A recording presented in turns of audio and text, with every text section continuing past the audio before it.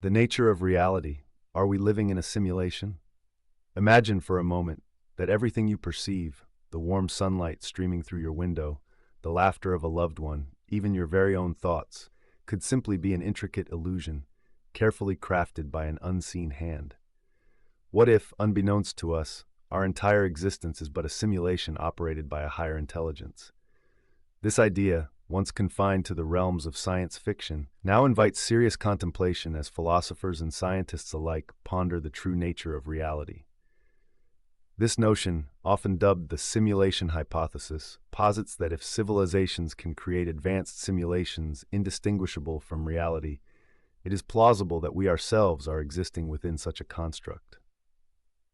Nick Bostrom, a leading philosopher in this discussion, argues that at least one of the following propositions must be true. Almost all civilizations at our level of technological development go extinct before becoming capable of creating simulated realities. Most civilizations that achieve this capability are not interested in simulating their ancestors, or we are almost certainly living in a simulation.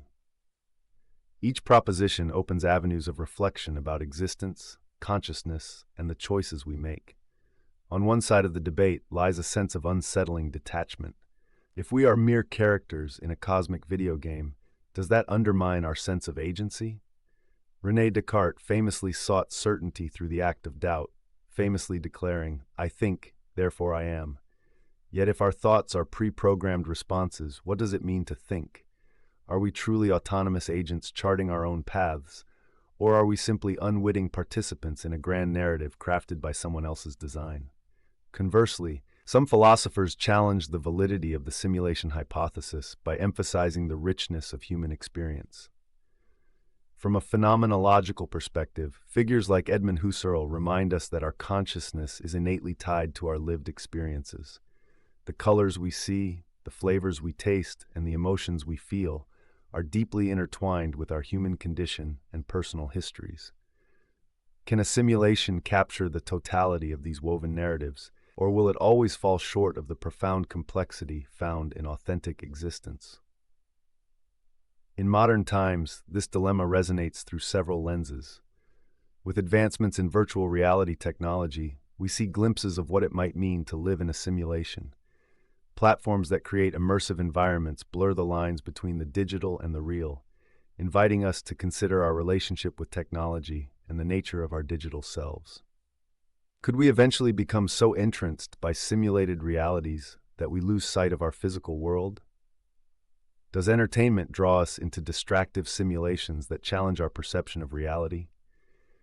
Yet as we explore these questions, we must remember the personal implications they carry.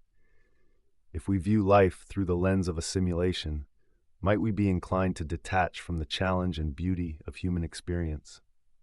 Or could such reflections prompt us to delve deeper into what it truly means to live ethically, connect meaningfully, and discover our place in an enigmatic universe?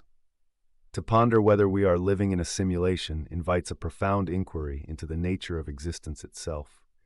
Rather than seeking a definitive answer, it may be more enriching to embrace the questions that emerge from this exploration. Are we creators of our own realities, or are we subjects of a grander design? And in contemplating these possibilities, how might we choose to shape the lives we lead?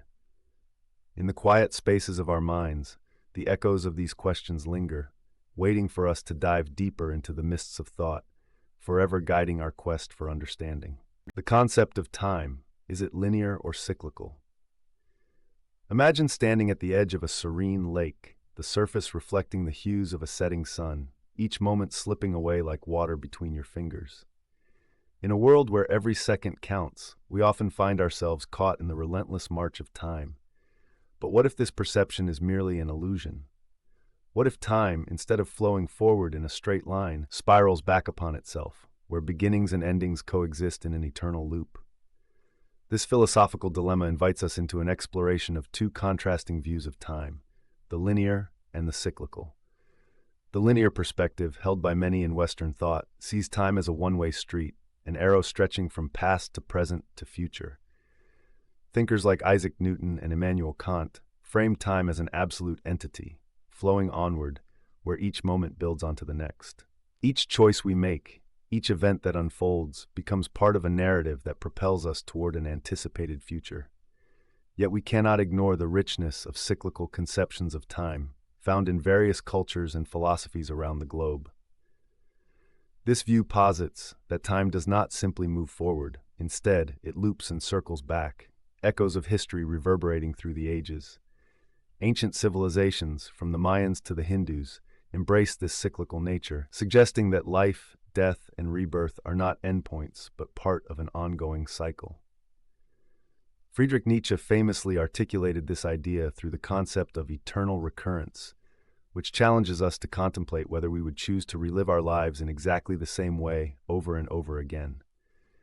This dichotomy of linear versus cyclical time prompts important reflections on how we live our lives today. In our fast-paced world, the linear view often reigns supreme. We often find ourselves racing against deadlines, striving for progress, and measuring success solely in terms of achievements. Yet in the rush to succeed, we sometimes overlook the beauty of the moment, the joy in the everyday. Are we truly living, or are we merely existing to reach some distant point? On the other hand, those who embrace a cyclical understanding might encourage us to pause, inviting us to appreciate the rhythm of life, the seasons of change, and the lessons that come from our experiences. Practicing mindfulness and being present can offer a way to reconnect with the cyclical nature of existence, where each moment carries its own significance and potential for renewal. And yet, as we contemplate these perspectives, we find ourselves asking, is it possible to fully reconcile the two? Can we acknowledge the forward march of time while also recognizing the cyclical patterns that permeate our lives? Perhaps, in moments of deep reflection, we discover that life is less a straight line and more a dance, a harmony of progress, repetition, growth, and renewal. As we sit quietly with this thought, let us ponder our own relationship with time. Are we rushing through our days, or are we embracing the cycles that shape our existence? How can we blend the forward momentum of our aspirations with the wisdom of reflection? The answer lies within our hearts, a delicate balance between cherishing the now and envisioning the future, inviting us to deepen our understanding of our place in the continuum of time. Dreams versus reality. What do our dreams reveal about us?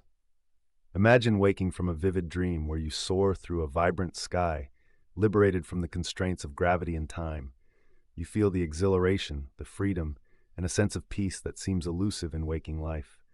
As you transition from slumber to reality, the vividness lingers, leaving you to ponder, what do these dreams reveal about who we are? Are they mere fabrications of our subconscious, or do they contain deeper truths about our desires, fears, and aspirations? This inquiry into the nature of dreams versus reality has fascinated philosophers for centuries. René Descartes famously touched upon this phenomenon in his Meditations, asking whether we can truly trust our senses and, by extension, our perception of reality. If our dreams can seem so real, how do we discern between the two states of being? The dreamer, unmoored from the logic of the waking world, might argue that our dreams reflect our innermost thoughts. In contrast, others may contend that dreams are simply a chaotic assembly of memories and emotions, devoid of any substantive meaning. Carl Jung, a notable figure in psychology, invited us to consider dreams as a window into the unconscious mind. He proposed that dreams can serve as guides to self-discovery, illuminating facets of our personalities we may not consciously acknowledge. A dream of flying could symbolize a yearning for freedom or liberation from life's struggles. In contrast, a recurring nightmare might expose unresolved anxieties. Jung challenged us to view dreams as symbolic narratives, weaving the fragmented pieces of our daily existence into coherent stories that reflect our emotional landscapes. Yet, contrasting viewpoints exist as well. The behaviorist B.F. Skinner dismissed dreams as meaningful insights into the psyche, suggesting they are merely a byproduct of brain activity during sleep. From this perspective, dreams lose their personal significance. Instead, they become a blend of random firings of neurons, devoid of intentionality or deeper meanings. If we entertain this view, what happens to the rich tapestry of human experience woven through dreams? Are we, as sentient beings, to ignore these nighttime reflections? The modern lens through which we view dreams often encompasses both realms, neuroscience and psychology, pondering their implications on our waking lives. In an era of rapid advancement, dreams are not merely fantasies. They resonate with our emotional truths, shaping how we navigate our waking worlds. Our dreams can serve as barometers for our mental health, signaling stress or joy, inviting us to reflect on our daily experiences and emotional state. As we contemplate the question of dreams versus reality, we recognize that this exploration may in fact lead us to a deeper understanding of ourselves. Are our dreams guiding us towards self-discovery, or simply entertaining distractions from our waking burdens? Does the ephemeral world of dreams hold the key to understanding our desires, navigate our fears, and connect us to our humanity? In the end, the conversation between dreams and reality remains open, inviting us to delve deeper into our own psyche and experiences. What insights lie waiting in our dreams, and how might they shape our understanding of who we are in the delicate dance between night and day? Each reflection beckons us to journey further, exploring the intricate complexity of human existence, with dreams serving as both mirror and map in our quest for meaning. The paradox of choice. Is having more options making us happier? Imagine standing in the middle of a vibrant farmer's market. On one side, stalls overflow with colorful fruits and vegetables. On the other, artisanal cheeses, freshly baked breads, and homemade jams all beckon for your attention. As you survey the vast array of choices, a question arises. With so many options available, will you feel more fulfilled by the time you leave, or will the burden of decision weigh heavily on you? This is the essence of the paradox of choice, a philosophical and psychological dilemma, suggesting that the abundance of choices we encounter may not lead to greater happiness, but rather to confusion and dissatisfaction. At the heart of this paradox lies a tension between our desire for freedom and the fear of making the wrong choice. As philosopher Barry Schwartz argues in his acclaimed book on the subject, too much choice can lead to anxiety and feelings of regret, obscuring our ability to appreciate what we have. In the age of abundance, we are often told that options are a hallmark of freedom. This perspective resonates with thinkers like John Stuart Mill, who championed individual liberty as essential to a fulfilling life. However, Mill's vision assumes that enlightenment follows from the ability to choose wisely.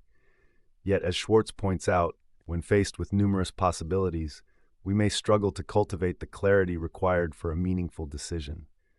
The more choices we have, the more potential for dissatisfaction arises, leading to a spiraling sense of unease.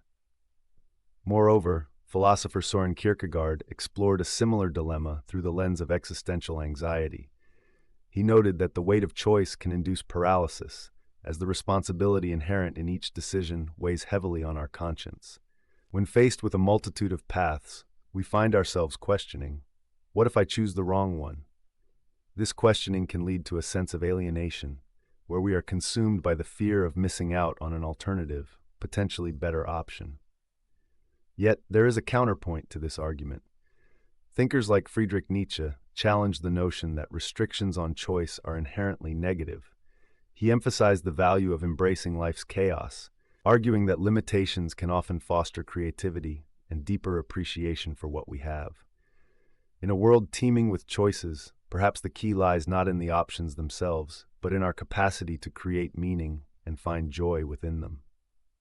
In modern life, we seem to witness this paradox frequently, particularly in areas such as social media, where endless scrolling can create an illusion of connection alongside a profound sense of loneliness.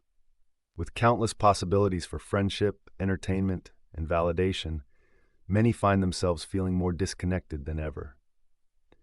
As choice proliferates, so does anxiety over whether one is engaging the right way.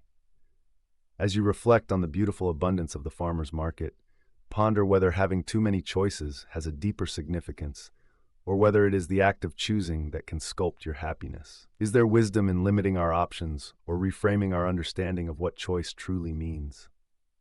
The paradox of choice invites us to delve into our values, examine our relationships with freedom, and contemplate what it means to live a fulfilling life in a world overflowing with possibility.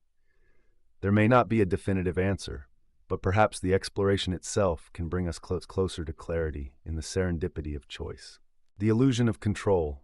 How much control do we really have over our lives? Imagine a young woman named Sarah standing at a fork in the road. One path leads to a stable job and security. The other offers the risk of pursuing her passion, yet fraught with uncertainty. As she deliberates, she feels an overwhelming pressure to make the right choice, convinced that her decision will dictate not only her future, but the happiness that follows. In that moment, the weight of control seems palpable, yet it begs a deeper question. How much control do we truly possess over our lives? Throughout history, philosophers have grappled with the concept of free will, threading through the fabric of our understanding of agency and control. Determinists like B.F. Skinner suggest that our choices are merely products of conditioning and environment, stripping away the illusion of autonomy. In this view, every decision we make is shackled by our past experiences, instincts, and societal pressures, painting a rather bleak picture of free will. Conversely, figures such as Jean-Paul Sartre championed radical freedom, arguing that we are condemned to be free, facing the inherent anxiety of choosing in a world devoid of predetermined meaning.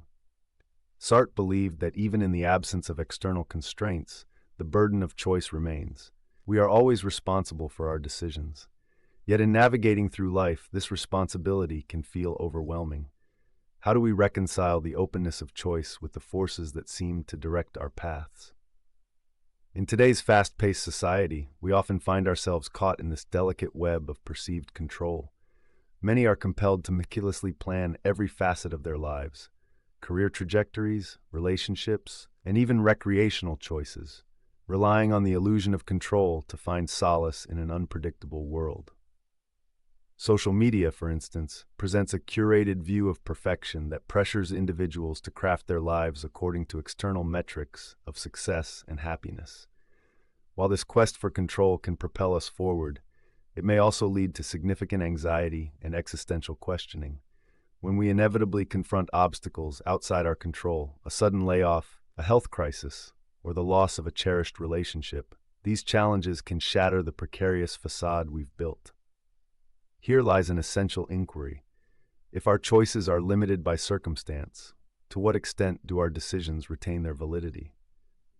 Philosophers such as Viktor Frankl remind us that while we may not control our circumstances, we retain the power to choose our responses to them. Frankl, who survived a Nazi concentration camp, observed that even in the direst situations, individuals could maintain a semblance of control through their attitudes and decisions. This redefinition of control offers a more resilient perspective, suggesting that true empowerment comes not from the ability to dictate our realities, but from embracing the unpredictability of life itself. As we reflect on our own lives, it's worth asking, do our struggles to assert control over our paths lead us to a deeper understanding of ourselves? Can we cultivate acceptance for the things we cannot change while engaging meaningfully in our choices? The illusion of control is seductive. It offers a sense of security in a vast and chaotic world. Yet perhaps in the acceptance of uncertainty, we find a profound freedom to navigate our lives with compassion and purpose. In contemplating the nature of control, we recognize that the journey itself may hold more significance than the destination. How we engage with life's unpredictability shapes our growth, challenges our perceptions, and ultimately invites us to appreciate the beauty inherent in living with uncertainty. Are we prepared to embrace the journey without the illusion of control, or will we continue to seek certainty in a world that thrives on flux? The questions linger, inviting us to ponder what it truly means to live fully in the ebb and flow of existence. The color of emotions. Can colors influence our feelings? Imagine stepping into a room painted in a deep azure blue. Surrounding you is a calm that feels different, perhaps more reflective, more serene. Now consider a stark, bright red wall across the hall. Can you feel your pulse quicken as you approach it? Does the contrasting energy evoke a sense of urgency or excitement? This subtle interplay between colors and emotions invites us to ponder. Can colors truly shape our feelings in profound ways, or are we merely projecting our sentiments onto these hues?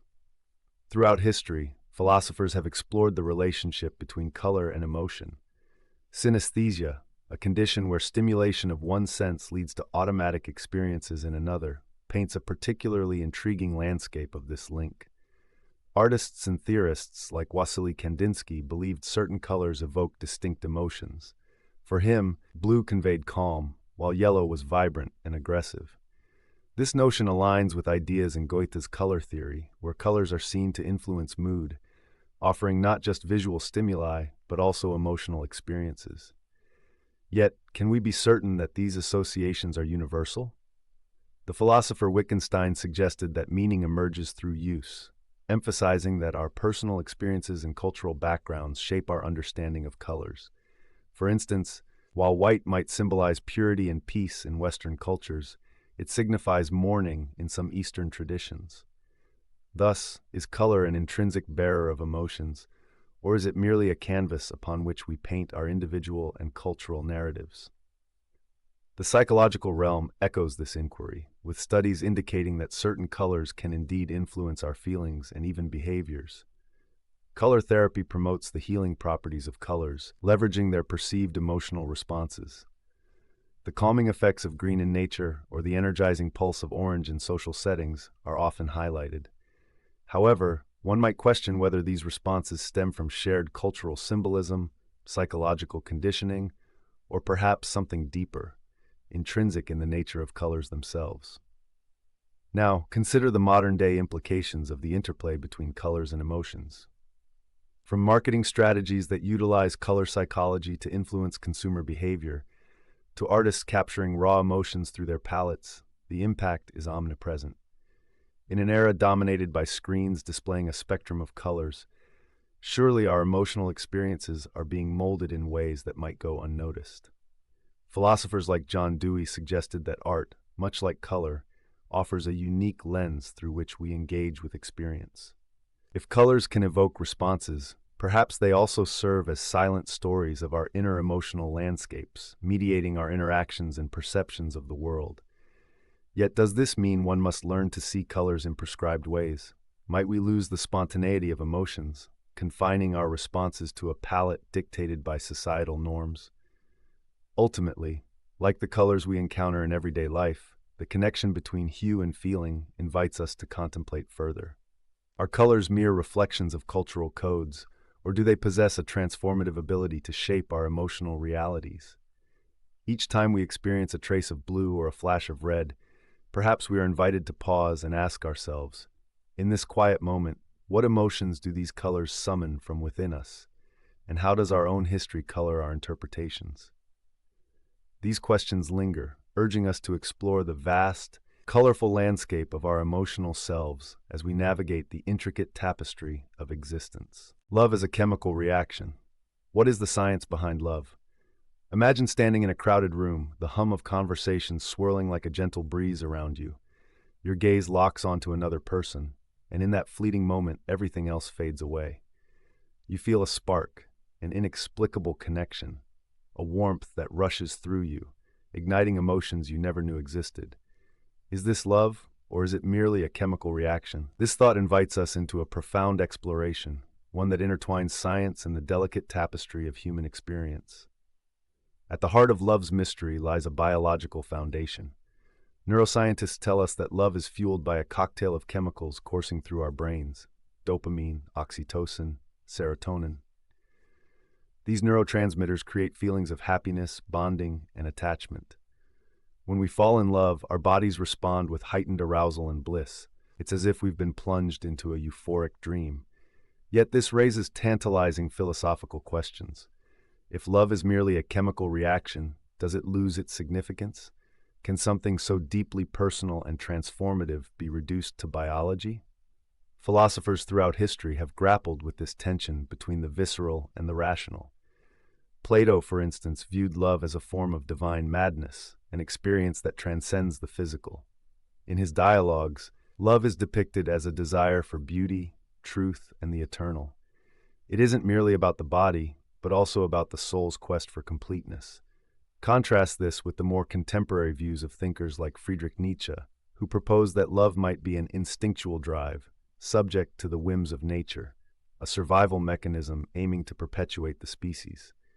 As we reflect on these contrasting perspectives, we find ourselves confronted with love's dual nature. The scientific view provides clarity and structure, alluding to biological imperatives. However, the philosophical lenses offer depth, celebrating love's capacity to elevate us beyond mere desire. In our modern lives, this paradox takes on urgent relevance. As technology cultivates new avenues for connection through dating apps and social media, do we risk reducing love to algorithms and data points? Can the profound experience of falling in love survive in an age defined by instantaneous interactions and superficial encounters? Yet even within these challenges, the heart yearns for the ineffable. Research suggests that love is not only about chemicals, it's also about context, companionship, and shared experiences. It's those moments of vulnerability, laughter, and understanding that build a profound bond. Love fosters a sense of belonging and context that transcends our chemical blueprints, allowing us to connect deeply with others. In this way, love insists on being both a chemical reaction and an emotional journey, a deeply human experience grounded in both biology and meaning. As we ponder the essence of love, we may find ourselves at a crossroads, unable to offer definitive answers. Is love merely a chemical reaction, or does it reach beyond biology into the realm of the sacred? We are invited to embrace these questions, to reflect not only on the science of love, but also on its emotional and philosophical significance.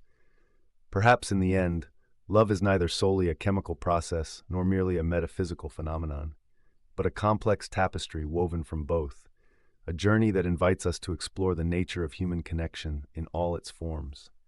What do you think? As you reflect on the essence of love in your own life, how will you embrace its many dimensions? The sound of silence, what might we discover in stillness? Imagine a serene landscape.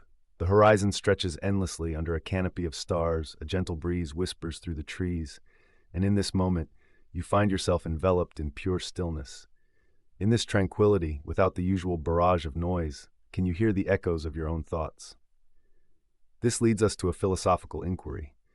What can we truly discover in silence, both within and around us?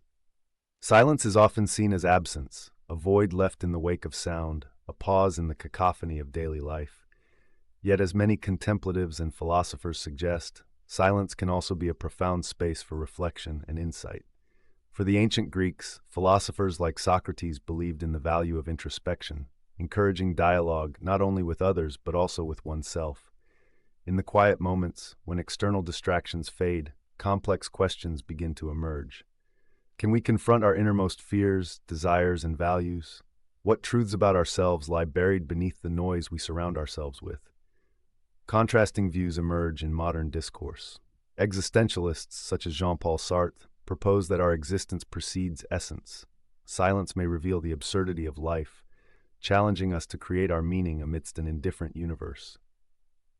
Yet silence, in this realm, can also be a daunting companion. As we sit with our thoughts devoid of distractions, are we ready to confront the uncomfortable truths that arise? In contrast, Eastern philosophies, particularly in Taoism and Buddhism, celebrate silence as a pathway to enlightenment, an avenue for mindfulness and a deeper connection to the universe. The practice of meditation teaches that stillness allows the mind to settle, revealing layers of awareness that often go unnoticed in the clamorous pace of life.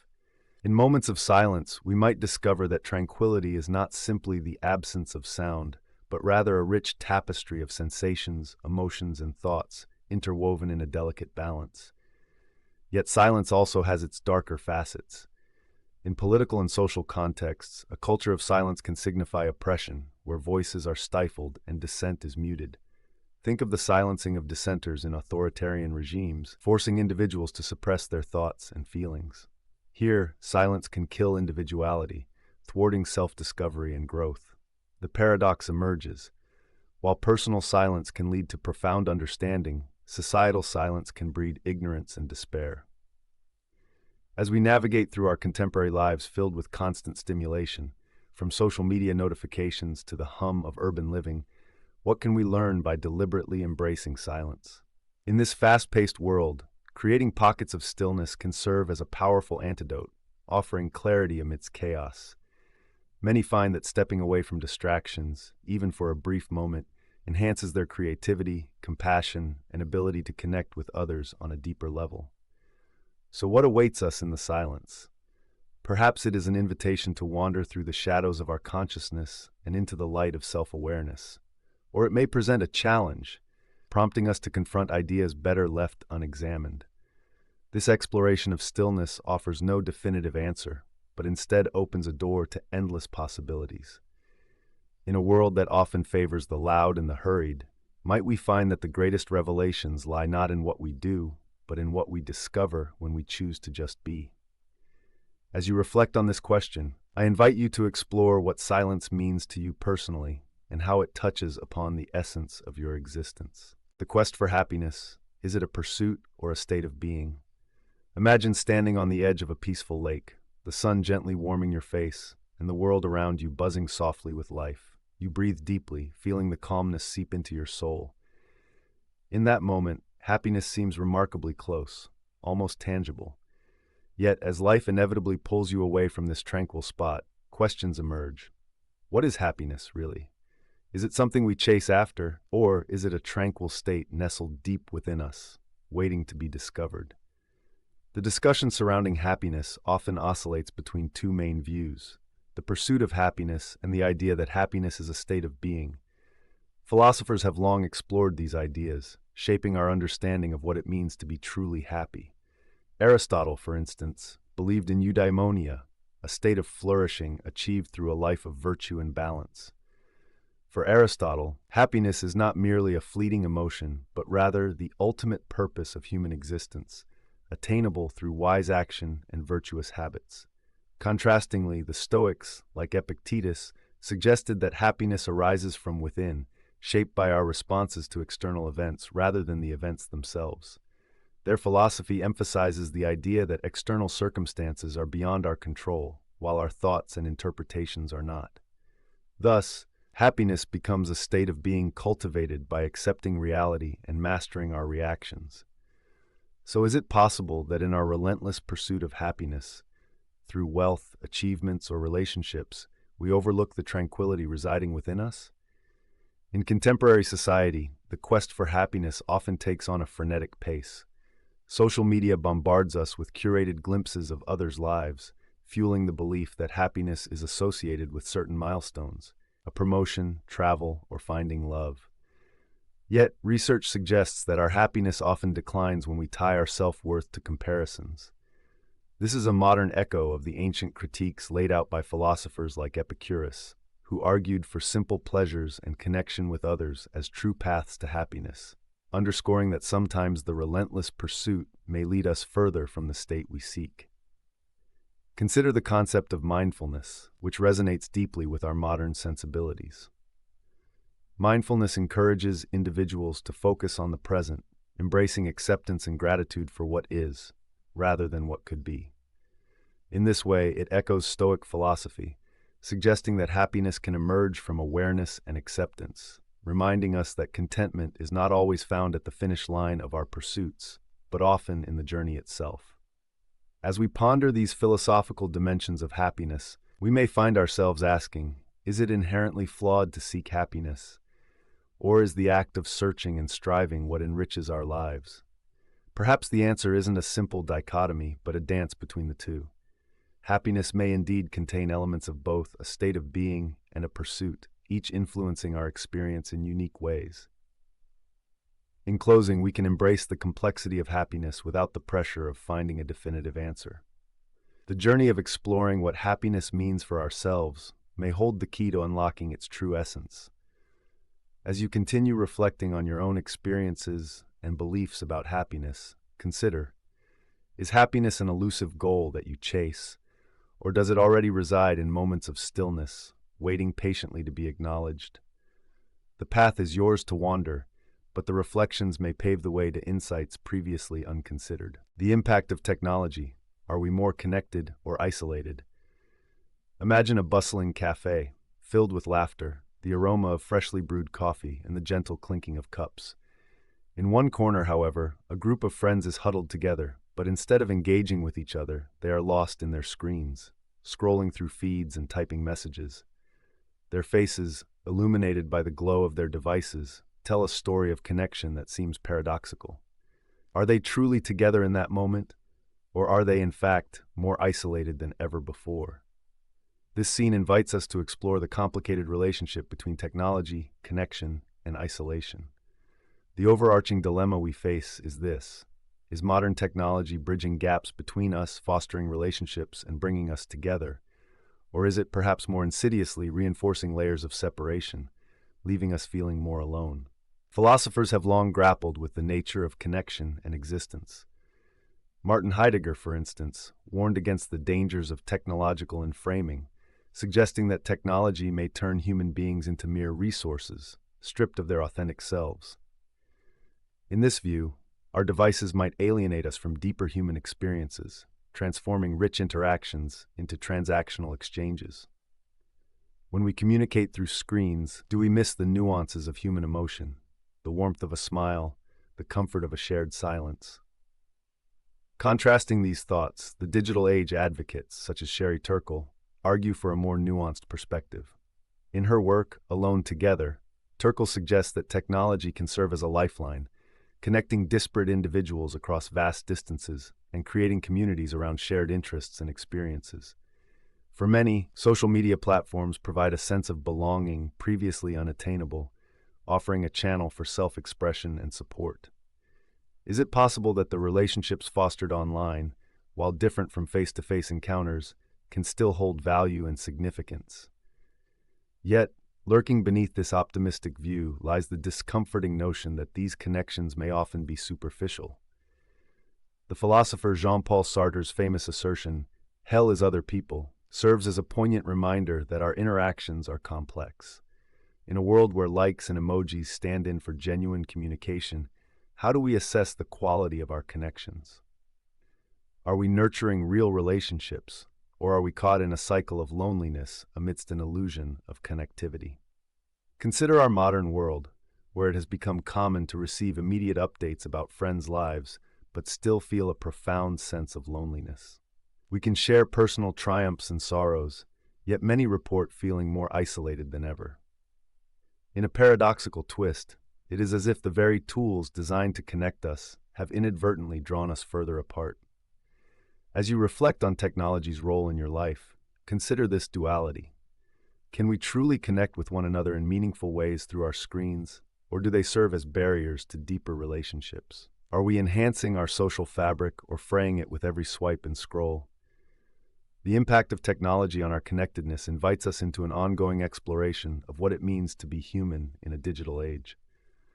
So the next time you find yourself in a bustling cafe, ask yourself, are you truly connecting or simply existing amidst a sea of screens?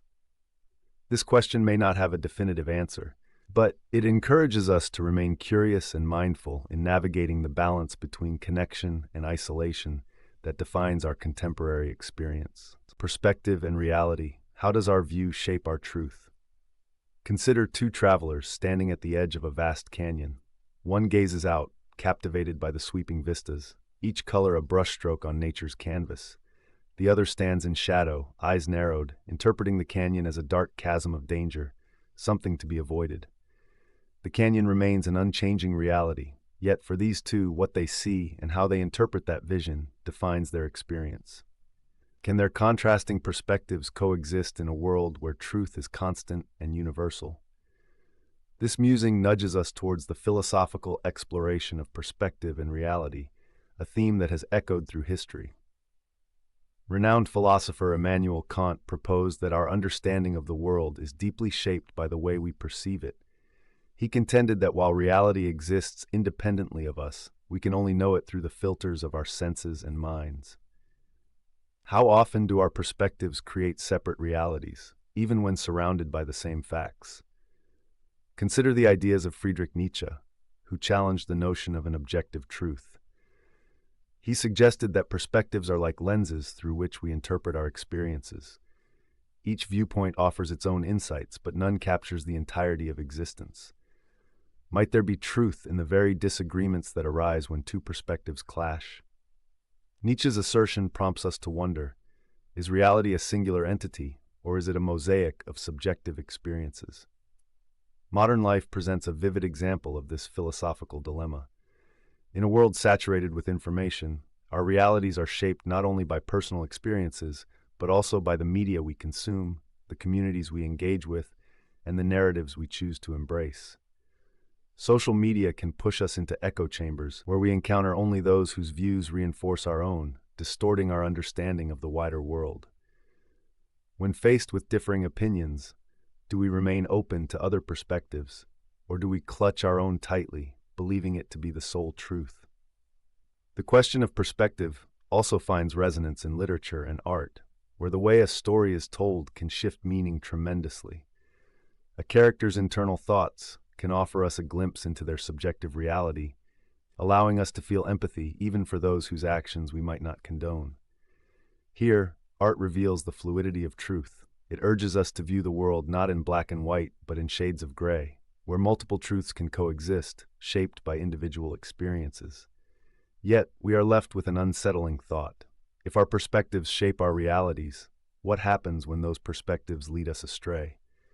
Misinformation, bias, and prejudice can cloud our views, causing us to act on half-truths or fears.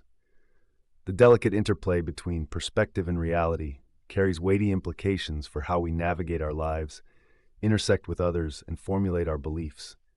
In this gentle exploration, we find ourselves at the doorstep of deeper questions. What shapes the perspectives we adopt?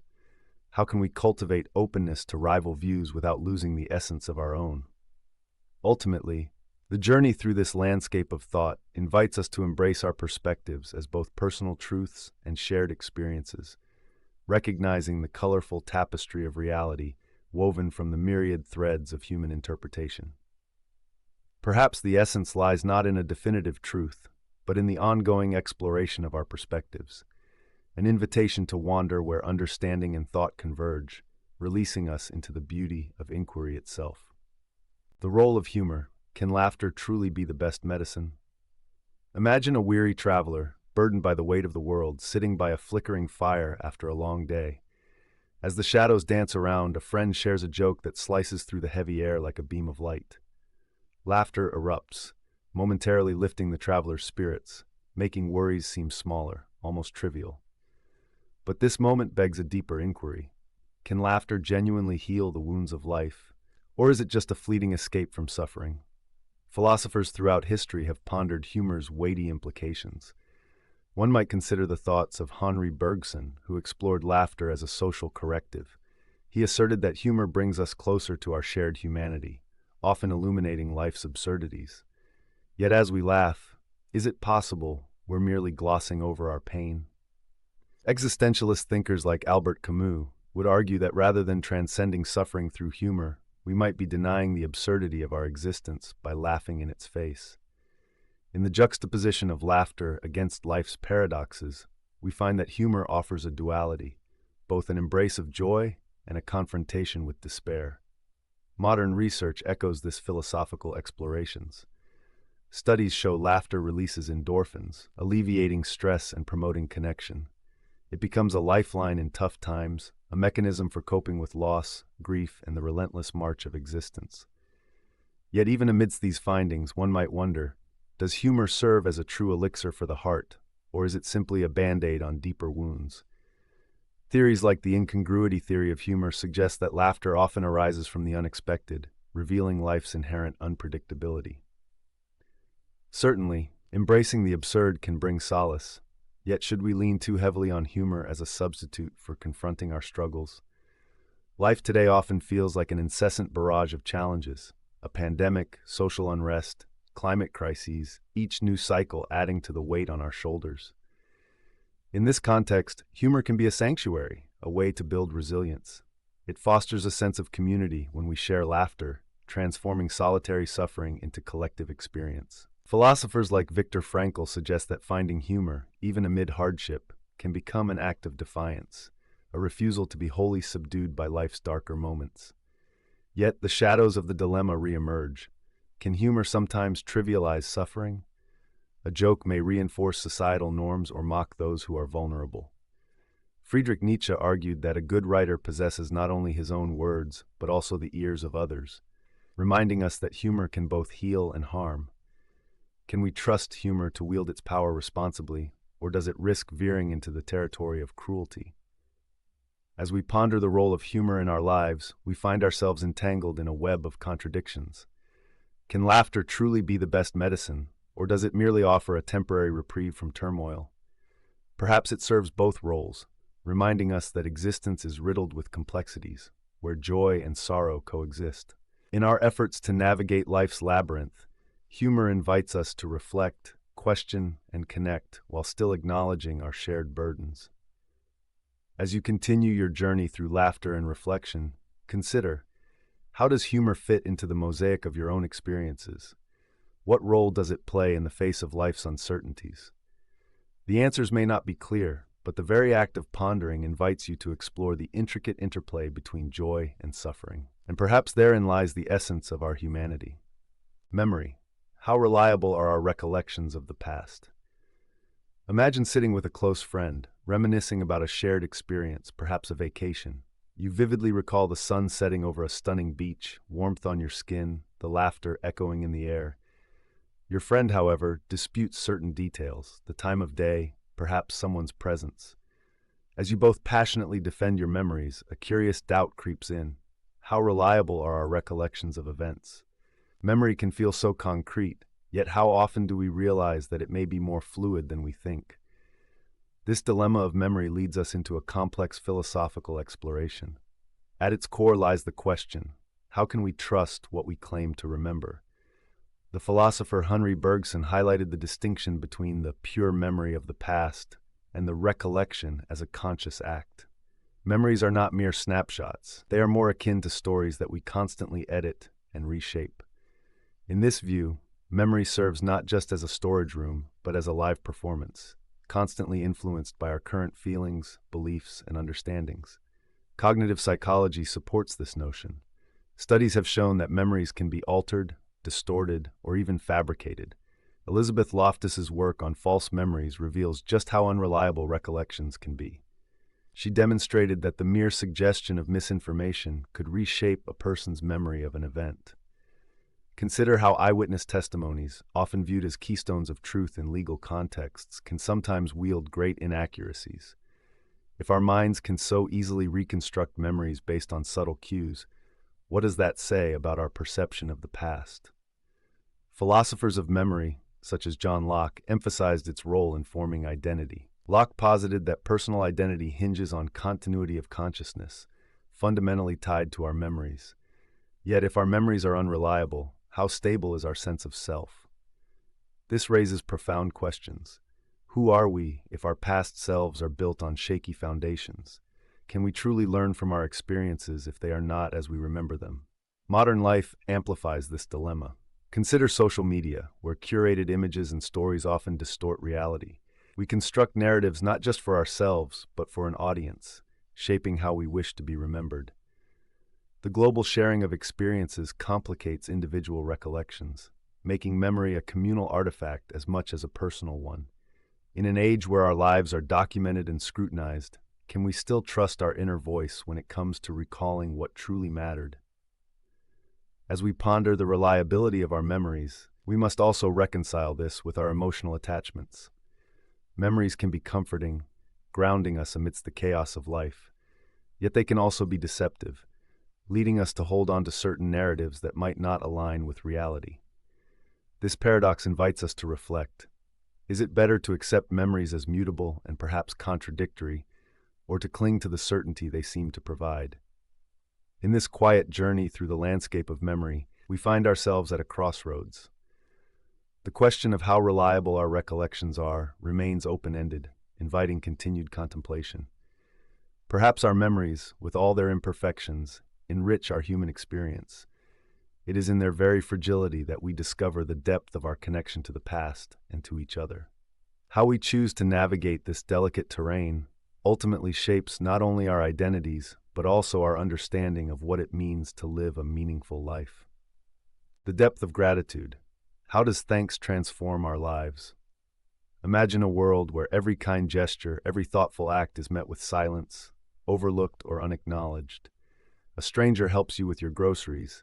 A friend lends an ear during your hardest times, and yet no words of gratitude escape your lips.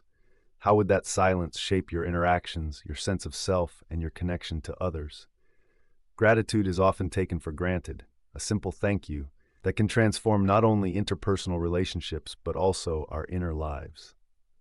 The philosophical inquiry into gratitude takes us into the heart of what it means to appreciate others, to acknowledge kindness, and how this practice can reshape our identities and the fabric of society itself. Philosophers like Immanuel Kant taught us that gratitude is not merely a fleeting emotion, but a genuine duty, an imperative of moral obligation. To be thankful is to recognize the inherent value of others and their contributions to our lives. On the other hand, existentialist thinkers such as Jean-Paul Sartre might argue that gratitude can be a form of bondage, shackling us to the perceived debts we owe to those who help us. From this perspective, is gratitude an affirmation of one's freedom, or does it limit our capability to act independently? This dilemma invites contemplation. Can we express gratitude while maintaining autonomy, or does gratitude inherently draw us into an interconnected web of dependency? In modern contexts, the practice of gratitude has garnered substantial psychological backing. Studies indicate that those who regularly express gratitude experience increased levels of happiness and lower levels of depression. This suggests that gratitude is not merely a social nicety, but a profound aspect of the human condition. By acknowledging the goodness that enters our lives, we foster a mindset that is open to warmth and positivity. Yet this raises a question. Does the practice of gratitude require external validation? Are we compelled to thank those who offer kindness, or can gratitude flourish even in solitude? The philosopher Martin Buber spoke of relationships as an I-thou connection, where recognition and appreciation are vital for genuine human interaction. But what if gratitude is born from within, a silent acknowledgement of life's blessings that doesn't necessarily require reciprocation? In our fast-paced world, where distractions are abundant, how often do we pause to truly recognize what we have? In our current societies, filled with materialism and competition, the act of simply saying thank you can be revolutionary. Gratitude serves as a reminder to slow down, to appreciate the present moment and the multitude of ways in which we are supported and uplifted.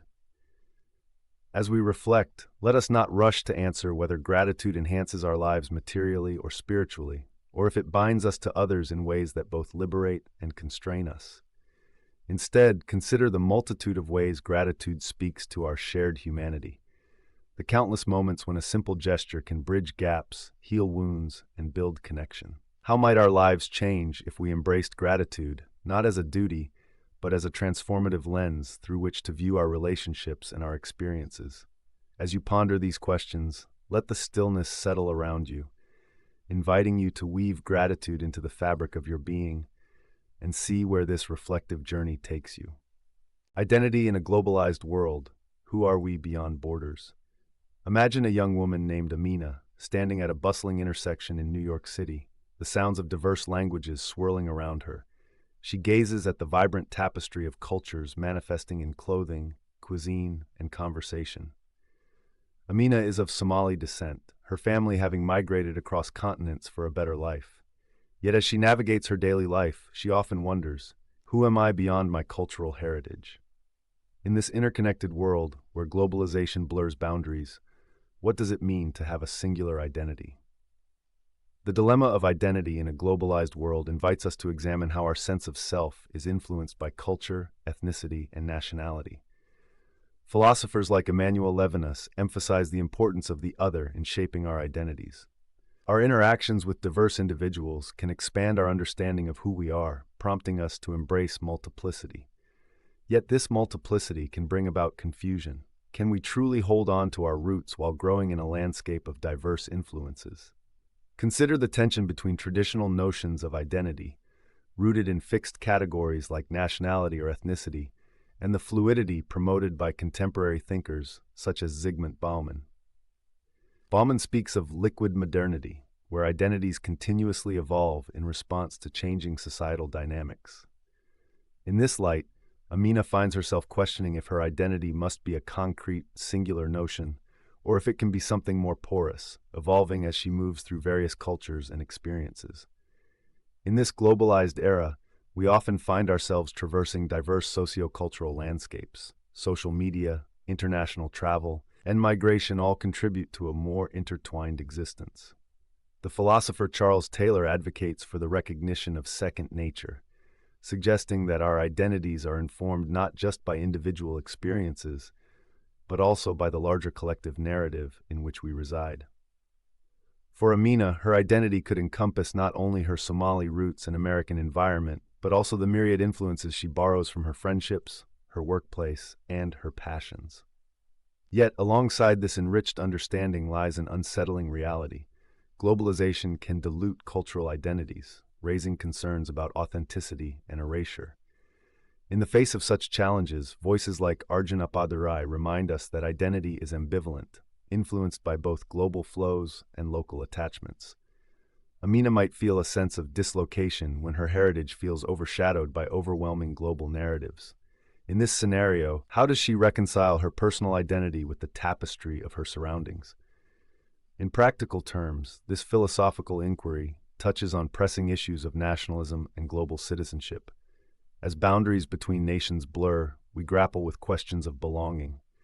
Are we citizens of our countries first, or can we extend our identities to embrace global kinship? How do political and social structures shape our self-perception in a world that is as interdependent as it is divided? Thus, the dialogue surrounding identity in our globalized world remains ongoing and unresolved. As we ponder Amina's journey, we might find ourselves reflecting on our own identities, how they have shifted and reshaped over time. Do we hold firm to our origins, or do we allow ourselves to be transformed by the myriad influences around us? These inquiries do not seek to provide definitive answers. Instead, they encourage a gentle exploration of self in a landscape where the definitions are anything but clear. In the end, it might be this very ambivalence, this search for connection and meaning, that shapes our identities in ways we have yet to fully comprehend. As we continue this voyage of self-discovery, we are invited to embrace the richness of our experiences, acknowledging that we are all, in some way, Amina, ever evolving and perpetually redefined within the vastness of our world. The beauty of ambiguity. Can uncertainty lead to creativity? Imagine standing at the edge of a foggy forest, the path ahead obscured and unknown. You feel a flutter of anxiety mixed with exhilaration, curious about what lies beyond the veil of uncertainty. In this place of ambiguity, do you find yourself paralyzed or inspired? This scenario presents a profound philosophical inquiry. Can the unknown give birth to creativity? Or does clarity breed the best ideas? Ambiguity, often perceived as unsettling, holds a unique beauty, allowing for exploration beyond neatly packaged answers. Thinkers like Friedrich Nietzsche have thrived on the notion of embracing life's uncertainties. He posited that the lack of fixed meaning opens up avenues for personal creation and individuality. If life were entirely clear-cut, would we ever feel compelled to innovate, to create, or to dream? In the realm of creativity, the interplay between certainty and uncertainty is explored extensively. On one hand, clarity provides a strong foundation, a well-lit stage for artistic expression. Many artists thrive with defined parameters. Jazz musicians, for example, often operate within specific chord structures to weave improvisation with harmony. Yet, without the unknown, would the spontaneous beauty of jazz ever emerge? The freedom to explore, to stray from the familiar, appears to ignite the most profound stretches of artistic genius. Conversely, poets like Rainer Maria Rilke have captured the essence of uncertainty as a catalyst for creativity.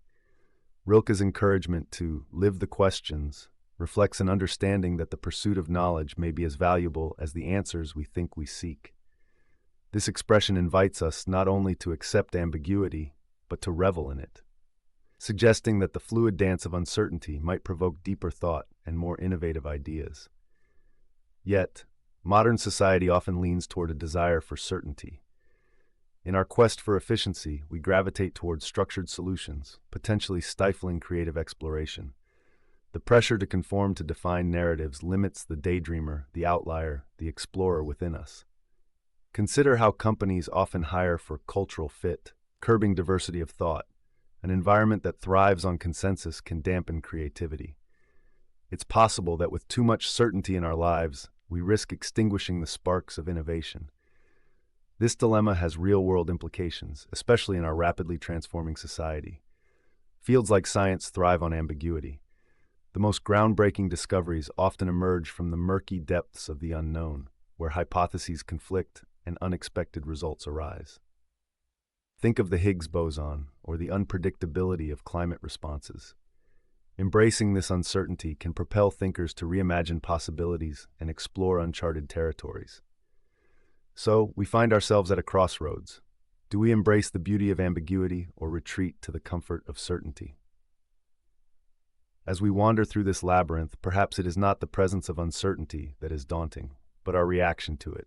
The artists, scientists, and philosophers who navigate the fog are often the ones who bring forth new visions of what could be. As you reflect on this delicate balance, consider your own relationship with uncertainty. How might it shape your creative pursuits or even your everyday decisions? The journey through ambiguity can be both daunting and inspiring, inviting you to continue exploring the myriad paths that unfold before you. In the heart of uncertainty, the seeds of creativity may lie, waiting for you to nurture them into bloom. Nature versus nurture. How do both shape who we become? Imagine two children, each raised in completely different environments. One grows up in a bustling city, surrounded by cultural diversity, opportunities, and the hum of constant activity. The other is nurtured in a quiet, pastoral village, where every day unfolds with the rhythm of nature's cycles. Each of these children has the potential for greatness, creativity, and intellect, yet their experiences will shape their identities in profoundly distinct ways. As they grow into adults, we must ponder how much of who we become is predetermined by our genetic inheritance, and how much is molded by the experiences we encounter. This age-old dilemma, nature versus nurture, invites us into deep reflections on the very essence of our humanity. Philosopher John Locke famously proposed the idea of tabula rasa, or blank slate, suggesting that individuals are shaped primarily by their experiences and environment, rather than their biology. According to this view, we are all products of our surroundings, capable of learning and evolving based on the influences we encounter. In contrast, figures like Charles Darwin and more contemporary geneticists argue for the significant role of biology, asserting that our DNA and genetic predispositions lay the groundwork for our behavior, personality, and even our potential. Consider the implications of these contrasting perspectives. If we lean toward the environmentalist view, we might advocate for policies aimed at education and social reform, believing that a supportive environment can elevate anyone, regardless of their background. Yet, if we believe in the power of genetics, we may accept some innate inequalities, acknowledging that differences in intelligence or temperament might have a biological root that is beyond societal intervention. Modern-day discussions surrounding nature and nurture are not merely theoretical. They resonate deeply within contemporary topics such as education, mental health, and social justice. For instance, in the realm of education, the debate over standardized testing often invokes questions of nature versus nurture. Are standardized tests a fair measurement of potential, or do they favor those who have the nurturing advantages of supportive homes? Such discussions remind us that the interplay of genetics and environment continues to inform our social structures and attitudes toward privilege. As we journey through our understanding of ourselves and one another, we encounter multifaceted dilemmas inherent in the nature versus nurture debate. It seems that neither side holds the entirety of the answer. Our lives unfold through a tapestry woven of both genetic strands and life experiences. The truth may reside in the complex interactions between the two. For every gene that influences behavior, experiences can reshape responses and outcomes. This reflection leads us to a profound question about the quest for self-identity. Are we the sum total of our genes or the vast array of our experiences? Perhaps it is a journey, an intricate dance between both forces, pushing and pulling us toward the people we are meant to be. In a world where responsibility and agency are paramount, we must also consider the extent to which we can reshape our destinies. The nature versus nurture debate leaves us with more questions than answers, inviting us to contemplate the vast tapestry of human experience. As you reflect on your own journey, consider how both your biological heritage and life experiences have sculpted the person you are today. In this continuous exploration of identity, we are reminded that the essence of what it means to be human is perhaps found not in definitive conclusions, but in the stories we live and the questions we dare to ask. The journey of forgiveness. Can we truly let go of resentment? Imagine you're walking along a serene forest path when a sudden storm breaks out. In an instant, the world around you transforms. The once gentle breeze morphs into biting winds, and drops of icy rain lash against your skin. But after the storm, the sun reemerges, illuminating the path ahead. This transition mirrors the emotional journey we often face in our lives, particularly when grappling with forgiveness. Can we truly let go of resentment, or are we forever bound to its weight? Forgiveness is a complex tapestry woven with threads of philosophy, psychology, and personal experience. The act of forgiving intuitively suggests a release from suffering, yet it raises profound questions about human nature and moral obligation. Friedrich Nietzsche provocatively claimed that forgiveness is a virtue of the weak, suggesting that to hold on to resentment is a sign of strength. This perspective challenges us to consider whether forgiveness is a noble act or a concession, an abdication of power. On the other hand, many spiritual traditions extol the virtues of forgiveness. For example, in Christian theology, forgiveness is not only a moral imperative, but also a pathway to divine grace. Here, forgiveness is framed as a healing balm for both the victim and the offender, encouraging a transformation that transcends mere retribution. Yet, this intrinsic value of forgiveness raises additional dilemmas. Should we forgive those who do not seek our pardon? Is forgiveness an obligation, or must it come freely from the heart? Modern psychology offers nuanced insights into this moral quandary. Studies suggest that the act of forgiving can significantly improve mental and emotional well-being, reducing stress and anxiety while enhancing one's sense of peace. Yet, what of the resentment that wraps itself around the heart, binding us in anger? The philosopher Simone Weil, in her Reflections on Affliction, argued that suffering can lead to a deeper understanding of one's humanity. In this way, does resentment become a necessary means of self-reflection and growth, or does it simply anchor us to our pain? Everyday life exemplifies these struggles. Consider individuals who have been wronged in profound ways, through betrayal, loss, or deep personal injury. For many, the path to forgiveness can feel insurmountable. The idea of releasing resentment often collides with the instinct to protect oneself from further harm. Thus, we find ourselves in an internal battle, torn between the desire to liberate ourselves from bondage and the perceived need to hold on to the hurt as a form of self-preservation. As we navigate the delicate landscape of forgiveness, we must acknowledge that letting go does not equate to excusing the harm done. It is, perhaps, more an act of self-liberation than an absolution of guilt. The Buddhist notion of forgiveness as a path of compassion invites us to consider that forgiving does not negate the wrong. Instead, it allows us to move forward without bearing the thorn of past grievances. In closing, the journey of forgiveness remains elusive, marked by paradoxes and personal truths. Can we truly let go of resentment, or are we destined to carry the scars of our experiences?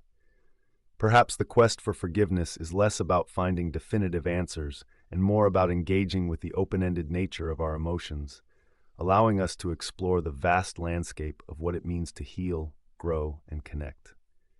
In this journey, one thing becomes clear. Each step we take is as significant as the destination itself, inviting us to reflect on the nature of forgiveness and its place in our lives. The power of stories. How do narratives shape our understanding? Imagine a young girl who discovers a worn-out book in her attic, its pages fragile, yet filled with vibrant tales of courage, adventure, and love. Each story within transports her to distant lands, introduces her to intriguing characters, and reveals timeless truths about the human experience. As she immerses herself in these narratives, something remarkable begins to happen. Her perception of the world around her starts to shift. She becomes aware of the struggles and joys of both herself and others, connecting deeply with emotions she may never have encountered in her own life. But this raises a profound question. How much do the stories we tell shape our understanding of reality? At the heart of this exploration lies the philosophical issue of narratives and their impact on human cognition and morality. Aristotle recognized the power of storytelling in his seminal work, Poetics. suggesting that narratives help us to engage with our emotions and understand ethical dilemmas. According to Aristotle, tragedy moves us toward catharsis, allowing audiences to process feelings of despair and hope through the characters' journeys. This form of emotional engagement hints at how narratives serve not just as mirrors of our lives, but as tools for shaping our moral frameworks. Yet, contrasting views begin to emerge when we consider the potential biases and limitations of stories. For instance, Walter Benjamin, in his essay The Storyteller, argues that the rise of modernity diminished the communal aspect of storytelling, replacing it with fragmented narratives that cater to individualism. As we increasingly rely on personal stories, we risk losing the collective wisdom that binds communities and enriches our shared human experience. Are the narratives we now consume, often tailored to exist within echo chambers, hindering genuine understanding and empathy for opposing viewpoints? In contemporary society, where digital platforms and social media amplify diverse narratives, the stakes are higher than ever.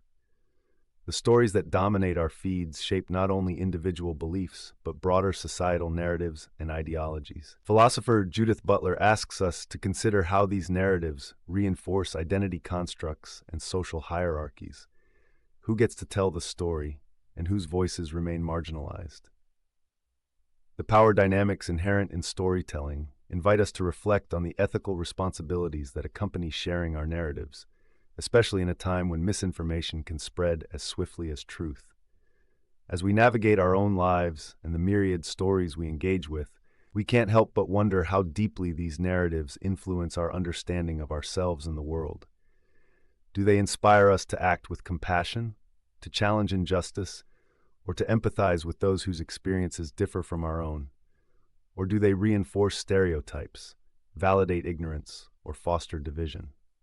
In considering the power of stories, we become engaged in a continuous dialogue with ourselves and others, prompting us to examine the narratives we inhabit. As we reflect on the tale of the girl with the book in the attic, we invite ourselves to ponder: how do our own stories and the stories of others shape our perceptions, values, and ultimately our understanding of what it means to be human? In this gentle exploration, we embrace the open-ended nature of narrative. Are we the authors of our stories, or do they author us? The answers remain elusive, inviting us to remain curious and engaged as we listen, share, and transform not only our understanding but the very fabric of our shared existence through the power of stories. Fear and courage. Can fear be a catalyst for growth? Imagine standing on the edge of a tall cliff, peering down into a serene valley that stretches far below. Your heart races, your palms sweat, and a voice inside your mind shouts, "Don't jump." This moment, filled with paralyzing fear, forces us to confront a pivotal question. Can fear, often seen as a hindrance, actually serve as a catalyst for growth? In our journey through life, fear is an omnipresent emotion. It protects us from danger, yet it can also confine us within invisible walls of anxiety and self-doubt. Philosophers like Søren Kierkegaard have proposed that anxiety, an intense form of fear, is fundamental to the human condition. Kierkegaard believed that through confronting anxiety, rather than fleeing from it, individuals could attain a deeper understanding of themselves and their purpose. Thus, fear, in this light, transforms from a foe into a guide, inviting us to seek wisdom in discomfort. Consider the stories of great figures who have faced their fears. Malala Yousafzai, who risked her life for the right to education, or Martin Luther King Jr., whose courage shone brightly in the face of systemic oppression. These individuals did not eliminate their fears. Instead, they embraced them, using that very fear to fuel their resolve for justice and equality. Here, fear emerges as a double-edged sword. While it can immobilize, it can also ignite the spark of courage. Yet this interplay is complex. Friedrich Nietzsche famously stated, "He who has a why to live for can bear almost any how." If fear is coupled with a profound sense of purpose, it can indeed inspire action, propelling us beyond our limitations. But what of those moments when fear overwhelms us? Sometimes it becomes a cage, locking us away from potential growth. Consider the modern-day struggles with anxiety and phobias that inhibit individuals from seizing opportunities. In these scenarios, fear may masquerade as a barrier, suggesting a paradox. Can we ever fully harness fear if it so often dominates our thoughts? The psychological realm offers insights here. The concept of exposure therapy reveals the potential for growth within fear. By gradually facing what terrifies us, be it public speaking, heights, or social interactions, we can rewire our responses and build resilience. Just as a phoenix rises from the ashes, our growth often stems from such confrontations with fear. Yet one might ask, does this mean all fear should be embraced? Is every psychological struggle a path to enlightenment? This inquiry resonates across modern contexts, where fear manifests not only on personal levels but comprehensively within society. Climate anxiety, for instance, places millions in a state of distress. However, could this very fear foster a drive toward environmental activism and collective action? Engaging with fear may at times compel us to innovate solutions and mobilize communities. Courage, born from fear, can galvanize not only individuals but also entire societies. As we reflect, it becomes clear that the relationship between fear and courage is a delicate dance with no easy resolution. Fear can halt progress or propel transformation, a duality that echoes throughout history and within our personal experiences. Therefore, we must continue contemplating this poignant question. Can fear, as a formidable companion, truly serve as a fertile ground for growth? The answer, like so many profound inquiries, may reside within each of us, waiting to be discovered through the rich tapestry of our lived experiences. What will your journey reveal? The essence of friendship. How do relationships shape our identity? Imagine a quiet coffee shop, where laughter and whispers intertwine over steaming mugs. Two friends share stories, their faces lighting up with expressions only the familiar can evoke. In these moments, one might wonder, what makes us who we are? Are we merely solitary beings, or are our identities intricately woven from the relationships we cultivate? The essence of friendship invites us to delve into this reflection, a philosophical inquiry into how our connections with others shape our very selves. Friendship, as an intimate bond, has long been a subject of philosophical exploration. Aristotle considered friendship one of the highest goods, essential for a flourishing life. He distinguished three types: friendships of utility, pleasure, and virtue. While utility and pleasure may bring us together, it is the friendship of virtue, where individuals genuinely appreciate each other's character, that shapes our identity the most profoundly. In this space, we are seen not just for our roles or the enjoyment we provide, but for who we truly are, our dreams, vulnerabilities, and aspirations. On the other hand, modern thinkers remind us that our identities are often influenced by societal constructs and expectations. The philosopher Jean-Paul Sartre articulated the concept of the gaze, suggesting that our understanding of ourselves is shaped by how others see us.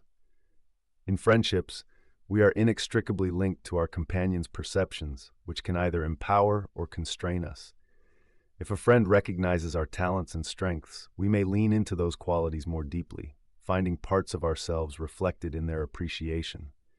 Conversely, a friend who belittles us may cause us to question our worth. Yet, what happens when friendships change, fade, or evolve? When we lose a friend, do we lose a part of ourselves? The philosopher Martin Buber introduced the idea of I-thou relationships, emphasizing that true connections allow for mutual recognition and respect. An I-it stance, where relationships are transactional, leaves us feeling incomplete. Thus, the dissolution of a true friendship can indeed lead to an identity crisis. It compels us to reconstruct our self-concept in the face of absence, posing deep questions about who we are when certain relationships dissolve.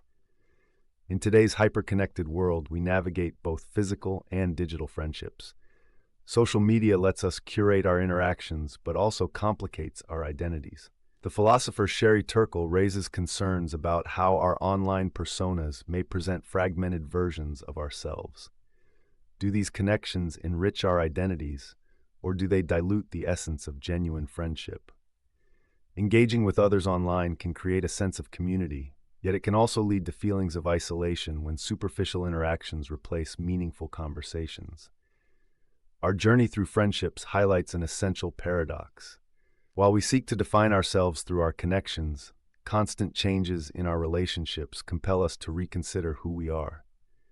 Our identities are not static, they evolve, shaped by the ebb and flow of connection and disconnection. This impermanence encourages us to embrace the richness of every interaction, however brief, as opportunities for growth. As we reflect on the essence of friendship, we must ask ourselves, how does our connection to others shape our understanding of who we are? Are we the results of our relationships, or can we forge our identities independently? Perhaps, in this beautifully tangled web of human connection, the answers remain as elusive as the friendships that embody them, inviting our hearts and minds to continue the exploration. Rituals of meaning. What role do rituals play in our lives? Imagine standing in a quiet room, the flickering flame of a candle casting gentle shadows on the walls. A small group of friends gathers for a simple meal, each person offering a few words of gratitude before they partake in the food. This moment, seemingly ordinary, embodies the profound depths of human experience and connection. But what makes this act meaningful? Is it the shared food, the taste that transcends hunger, or is it the ritual itself that brings a certain weight to the occasion? Rituals have been part of human life for millennia, weaving threads of meaning into our existence. From morning coffee routines to elaborate ceremonies marking life transitions, these practices serve as anchors in our lives, guiding us through change, loss, and celebration. They allow us to express emotions that words alone often fail to capture. Philosophers, like Emil Durkheim, have posited that rituals foster social cohesion, creating a shared identity among participants. They bind us to our communities and history, elevating mere moments into something sacred. Yet, rituals are not without their critics. Friedrich Nietzsche challenged conventional practices, advocating for a re-evaluation of values and meanings attached to them. He argued that many rituals can become empty gestures, repetitions devoid of genuine significance, leading us to ask, when do these rituals lose their power? Are we simply going through the motions, or do we genuinely find depth and meaning within them? In modern society, the nature of rituals has transformed. With the hustle and bustle of everyday life, we often overlook the significance of the small rituals we perform. Think about the simple act of brewing tea. For some, it is just a task. For others, it becomes a meditative experience, an opportunity to slow down and reflect. This highlights the tension between ritual and routine. How do we reclaim the meaning in our actions, particularly in a world increasingly filled with distraction? Rituals also serve a therapeutic purpose. They can aid in navigating grief or loss, guiding us through the complex emotions tied to those experiences. Philosopher Viktor Frankl, who survived the atrocities of a concentration camp, emphasized the pursuit of meaning as paramount to human existence. He argued that even in the face of suffering, finding meaning through rituals can offer a semblance of control and hope. Whether lighting a candle for a loved one or participating in a community memorial, rituals help us connect with our humanity. But what happens to those who find themselves devoid of ritual, those who perhaps see them as outdated or irrelevant? In a world teeming with individualism, where personal beliefs and practices often conflict, how do we cultivate shared meaning? Can the creation of new rituals offer a path to connection, or do we risk losing the wisdom embedded in age-old traditions? Contemporary thinkers argue for the need to adapt rituals to reflect the realities of our lives, suggesting that meaning is not fixed but instead a fluid construct that evolves with us. So as we ponder the role of rituals in our lives, we are left with more questions than answers. What rituals hold meaning for us, and how do they shape our understanding of ourselves and our relationships? As we diverge into the myriad ways people engage with the sacred, we recognize that the search for meaning, like the flickering flame, can be both illuminating and elusive. Perhaps each of us must navigate this delicate dance, crafting our own rituals while remaining open to the possibilities of shared experience, all the while reflecting on the profound question, what does it truly mean to find meaning in ritual? The ethics of artificial intelligence. What does it mean to be human? Imagine a world where artificial intelligence, AI, makes decisions not just based on data and algorithms, but also on understanding the human experience. You wake up one morning to find that your trusted AI assistant has taken the initiative to rearrange your life's priorities, adjusting your schedule to what it perceives as your emotional needs. It inventories your experiences, analyzing your moods, and makes choices in an attempt to optimize your well-being. As you ponder its actions, a question arises. If a machine can understand and manipulate human emotions, what does it mean to be human? This is the core of the ethical dilemma surrounding AI, an intersection of technology and humanity that challenges our very conception of what it means to be alive and sentient. Philosophers like Martin Heidegger have explored the nature of being, emphasizing our connection to the world and others. However, as we enhance machines with the ability to learn and adapt, we find ourselves at a philosophical crossroads. Does this signify that AI can achieve consciousness or soul, or is it merely an imitation of human behavior? On one hand, proponents of AI argue that a machine's ability to learn from human experiences indicates a form of understanding. If we consider cognitive theories, such as those posited by Daniel Dennett, consciousness could be viewed as a result of information processing, something that AI might one day emulate, albeit in a limited fashion. The ability to mimic human empathy in action, to provide emotional support, could lead some to argue that AI is not so different from us after all. Conversely, critics urge caution. Drawing from the philosophical insights of John Searle, particularly his Chinese room argument, they assert that a computer may simulate understanding without truly comprehending it. Just because an AI can provide comforting responses does not mean it genuinely grasps human emotions. Without consciousness or subjective experiences, can a machine ever truly embody the rich tapestry of what it means to be human? Moreover, the implications of AI's advancement echo throughout society. In a world where machines aid in making ethical decisions, we must consider the significance of free will and individual autonomy. If an AI alters your agenda to prioritize societal well-being over personal desire, does it undermine your humanity? What ethical frameworks should guide these intelligent systems? Utilitarian perspectives may argue for the greatest good for the greatest number, while deontologists might insist on respecting individual rights, regardless of the consequences. Each framework presents a distinct understanding of morality, complicating the relationship between humans and machines. As we navigate this intricate terrain, we must also confront real-world ramifications. These discussions are not confined to philosophical circles. They shape the policies that dictate how AI interacts with our lives. From healthcare to criminal justice, the ethical implications of AI's decisions resonate profoundly in our daily reality. The decisions made by these systems can either enhance human life or diminish our agency, with far-reaching consequences for society as a whole. Ultimately, the journey into the ethics of artificial intelligence is an invitation to reflect on our humanity. It invites us to explore questions that may never find definitive answers. What makes us human? Is it our emotions, our capacity for empathy, or our ability to question our existence? Or, in creating and shaping machines that mimic us, are we merely holding a mirror to our own essence, prompting us to reconsider what humanity is in a world where the lines are blurring? In this quiet contemplation, we find an endless well of mystery and wonder, one that may just be the beginning of an ongoing exploration into the depths of our shared existence. The value of solitude. Can isolation lead to greater connection? Imagine a serene forest where sunlight filters through the leaves, casting gentle patterns on the ground. In this serene space, a person sits alone on a moss-covered rock, enveloped by nature's quiet embrace. They take a deep breath, letting go of the noise of the world. In this moment of solitude, a question arises.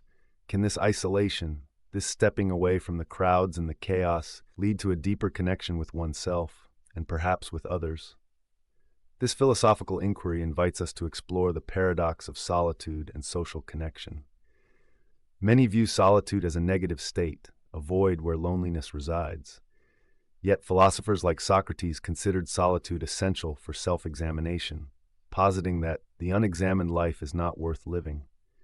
The carefully cultivated solitude may act as a mirror, reflecting our inner thoughts and emotions, allowing for profound personal insights that we often overlook amid external distractions.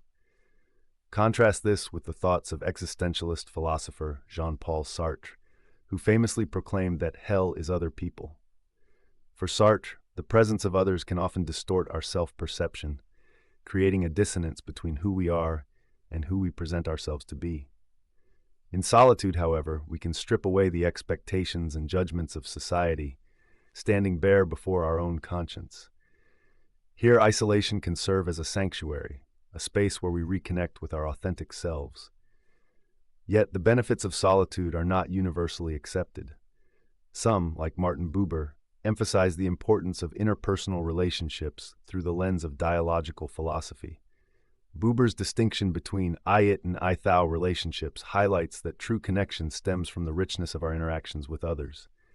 Isolation, from this perspective, risks detaching us from the fundamental essence of our humanity, our ability to empathize, share, and grow through relationships. In modern society, the relevance of this dilemma is more palpable than ever. We live in an age that celebrates hyperconnectivity, where social media serves as a digital space for interaction. Yet how often do we feel genuinely connected? Studies show increasing levels of loneliness accompany this digital age. In a paradoxical twist, our constant connection to others often deepens our sense of isolation. The question beckons, does our virtual existence enhance our relationships, or does it lead us further away from real connection? Returning to our solitary figure in the forest, consider how time spent alone might not only enrich one's understanding of self, but lay the groundwork for more profound, intentional interactions with others. When we embrace solitude, we may cultivate a sense of peace and clarity that enhances our capacity for empathy and understanding. After all, how can we connect authentically with others if we are not in tune with ourselves? As we ponder these contrasting philosophical perspectives, we find ourselves at an open crossroads. What do we truly seek in our connections? Can moments of solitude empower us to forge deeper relationships, or does our essence thrive in shared experiences? The essence of this inquiry invites us to embark on a personal journey, reflecting on how solitude and connection coexist within us. Is there a balance that honors both our need for introspective solitude alongside our desire for connection?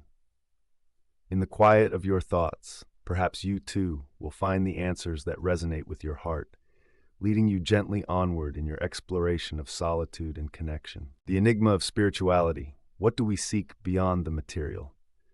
Imagine standing on a tranquil beach as the sun dips below the horizon, painting the sky with hues of orange and pink. The rhythmic sound of the waves lapping at your feet feels both comforting and profound. In this peaceful moment, a lingering question begins to emerge. What lies beyond the tangible world surrounding us? What is it that we seek beyond the material? This quest for meaning has stirred the hearts and minds of philosophers for centuries. The enigma of spirituality invites us to explore realms beyond physical existence. Many have argued that our essence transcends the mere accumulation of material wealth and pursuits. Plato, through his allegory of the cave, underscored the importance of seeking higher truths, suggesting that many are content to observe the shadows on the wall rather than confront the bright reality outside. Are we, too, prisoners of our material concerns, missing the deeper spiritual dimensions of life? In modern society, where consumerism often reigns supreme, the quest for spiritual fulfillment grapples against a backdrop of endless distractions. Yet, individuals like Viktor Frankl, in his seminal work, Man's Search for Meaning, illuminate an intriguing perspective. Even in the direst of circumstances, the pursuit of meaning and spiritual connection can lead to profound resilience. Frankl's experiences in a concentration camp revealed that the search for deeper significance can sustain us, transforming suffering into a path toward enlightenment. Conversely, existentialists like Jean-Paul Sartre challenge the notion of inherent meaning, arguing that we are thrust into a meaningless universe. In this view, we must create our own essence, crafting a unique narrative even amid existential despair. This assertion raises a pressing dilemma. Is spirituality a constructed narrative imposed upon our experience, or is it an intrinsic aspect of our being? The conversation around spirituality also extends into contemporary discussions about mindfulness and mental wellness. Mindfulness encourages individuals to connect with the present moment, cultivating a sense of awareness that often leads to an exploration of self beyond material identity. Yet, as we delve deeper into mind and spirit, we confront an unsettling reality. Does the modern pursuit of spirituality merely reflect another layer of consumerism? Are we, in and of ourselves, commodifying the sacred in our search for experiences that resemble spirituality. Those who advocate for a more traditional understanding of spirituality, such as theist thinkers like C.S. Lewis, emphasize a divine connection rooted in faith and community. Lewis posited that our longing for something greater is a reflection of our created nature, where the finite yearns for the infinite. But in a world increasingly steeped in skepticism, the question remains, can we experience the divine without the structures of organized religion, or are we left adrift in a sea of relativism? As we ponder these complexities, we are left with an open-ended contemplative journey. The search for spirituality, what we seek beyond the material, invites us into an exploration rich with diverse perspectives. Whether through transcendental experiences found in nature, the depths of philosophical inquiry, or moments of communal worship, the quest seems to resonate with the deepest parts of the human experience. Ultimately, we may find that the essence of spirituality lies not in the answers we discover, but in the ongoing search itself. What do you seek beyond the material? Perhaps, in this very act of seeking, we can find connection, purpose, and meaning greater than ourselves. The circle of life. How does mortality influence our choices? Imagine standing at the edge of a serene lake, watching the sun set on the horizon. The sky shifts through brilliant shades of orange and purple, the reflections shimmering and fading as the light dwindles. In this tranquil moment, you are struck by a profound truth. Everything you see is temporary. The beauty of the sunset is fleeting, just like our own lives. How does this awareness of mortality shape the choices we make every day? Mortality, an inevitable aspect of our human experience, invites us to reflect on what truly matters. The philosopher Martin Heidegger spoke of being toward death, suggesting that acknowledging our finitude can propel us to live more authentically. When we contemplate our ultimate end, we might become more aware of our priorities and the extent to which we value our fleeting moments. Death, Heidegger argues, compellingly urges us to ask ourselves, are we living our lives fully and authentically? Contrast this perspective with the Epicurean view, advanced by thinkers like Epicurus, who posited that death should not be feared. He argued that as long as we are alive, death is not present, and once we die, we no longer experience anything.